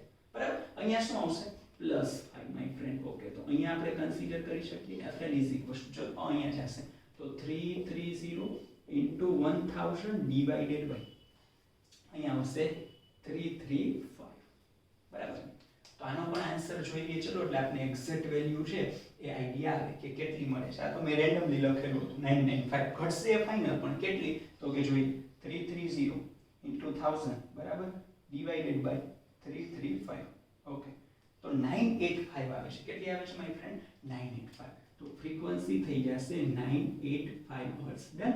તો મતલબ અહીંયા મેં તમને આપ્યું હતું ને એક્ઝામ્પલ, એમાં ફ્રીક્વન્સી ઘટે એ ફાઇનલ છે બટ એક્ઝેક્ટ મેં આ વેલ્યુ લીધી તો 985 જેટલું થાય છે. એટલે પ્રૂફ થઈ ગયો. મતલબ આ ઇક્વેશન એને ડોપલર જે છે એને સોલ્યુશન આપેલું. ભાઈ મેં ડિટેલિંગ સ્ટડી કરી લીધો.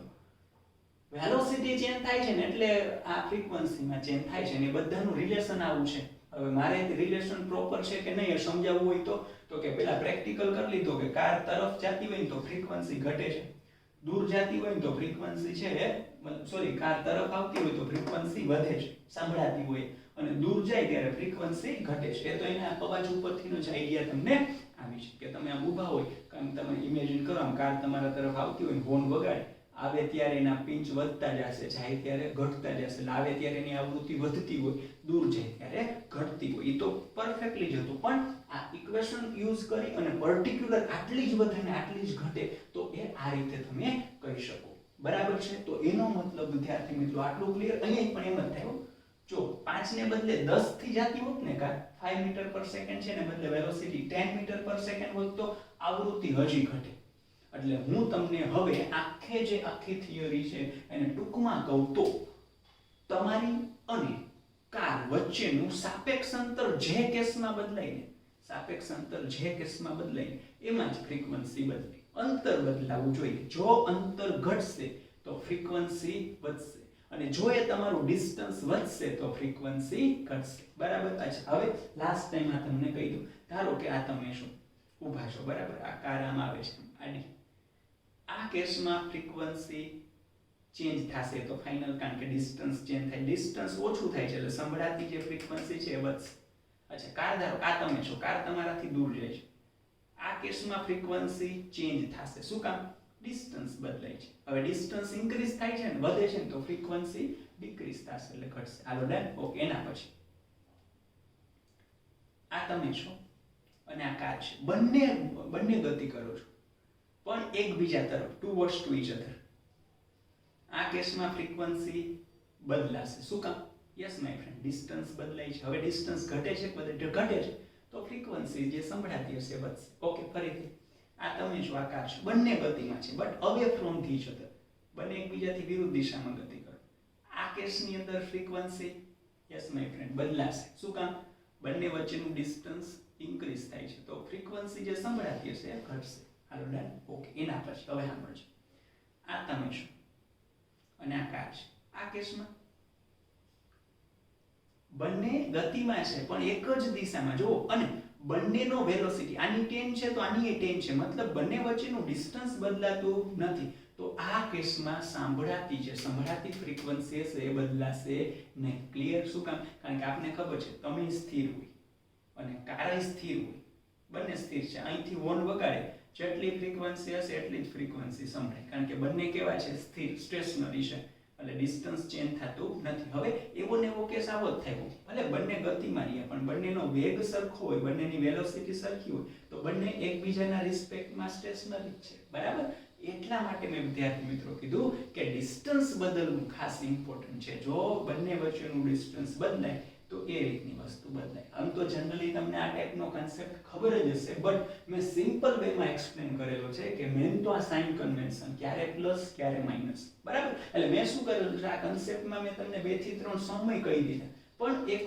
પ્રોબ્લેમ અને સોલ્યુશન વાળી મેથડ લઈ બરાબર ને એટલે પરફેક્ટલી ક્લિયર થઈ જાય અને ક્યારે બદલાય ક્યારે ન બદલાય એ પણ મેં કહી દીધું તો આને રિલેટેડ જે પૂછાયેલા સમ છે એની પ્રેક્ટિસ કરજો બરાબર આમાંથી એક સમ આવવાના આ થિયરીને રિલેટેડ એક સમ હશે ને હશે એટલે તમને ટૂંકમાં એ તો ગેરંટેડ 4 માર્ક તો મળશે વધારે પણ આવી શકે પણ એક તો હોય જ બરાબર એટલે ખાસ આ ટોપિકને રિલેટેડ એમસીક્યુઝ છે આ પ્રેક્ટિસ કરજો કારણ કે આમ સિમ્પલી તમે કહો તો એક જ ઇક્વેશન છે ખાલી ક્યારે પ્લસ ક્યારે માઈનસ એ જોવાનું મેં કહી દીધું તમે આમાં તો એક પહેલેથી તમે ફિક્સ કરી શકો કે પહેલા જોઈ લેવાનું ડિસ્ટન્સ વધે છે કે ઘટે છે જો ડિસ્ટન્સ વધતું હશે તો આન્સર ઓછો આવશે ફ્રીક્વન્સીનો અને ડિસ્ટન્સ ઘટતું હશે તો આન્સર છે વધારે આવશે ફ્રીક્વન્સીનો તમને પહેલા જ આઈડિયા આવી જાય બરાબર કે આન્સર હશે એનાથી વધારે આવશે કે ઓછો એટલે તમને થોડાક તો આઈડિયા આવી જ જાય એના ઉપરથી બરાબર છે એટલે ટૂંકમાં આન્સર આવી જાય પછી તમે કન્ફર્મ જ હોય કે નહીં આમાં ભૂલ છે નહીં કારણ કે આપને વાત થઈ રહી હતી શોર્ટકટ મુજબ ક્યારે વધે ક્યારે ઘટે એનાથી ખબર હોય તો તમે ડાયરેક્ટલી કમ્પેર કરી શકો બરાબર ને ઓકે તો હમણાં તમે સ્ક્રીનશોટ લઈ શકશો થોડીક વખત પછી તો અહીંયા સુધી રાખીએ છીએ મિત્રો મળશું નેક્સ્ટ લેક્ચરમાં ત્યાં સુધી આ કેશરના tata bye bye see thank you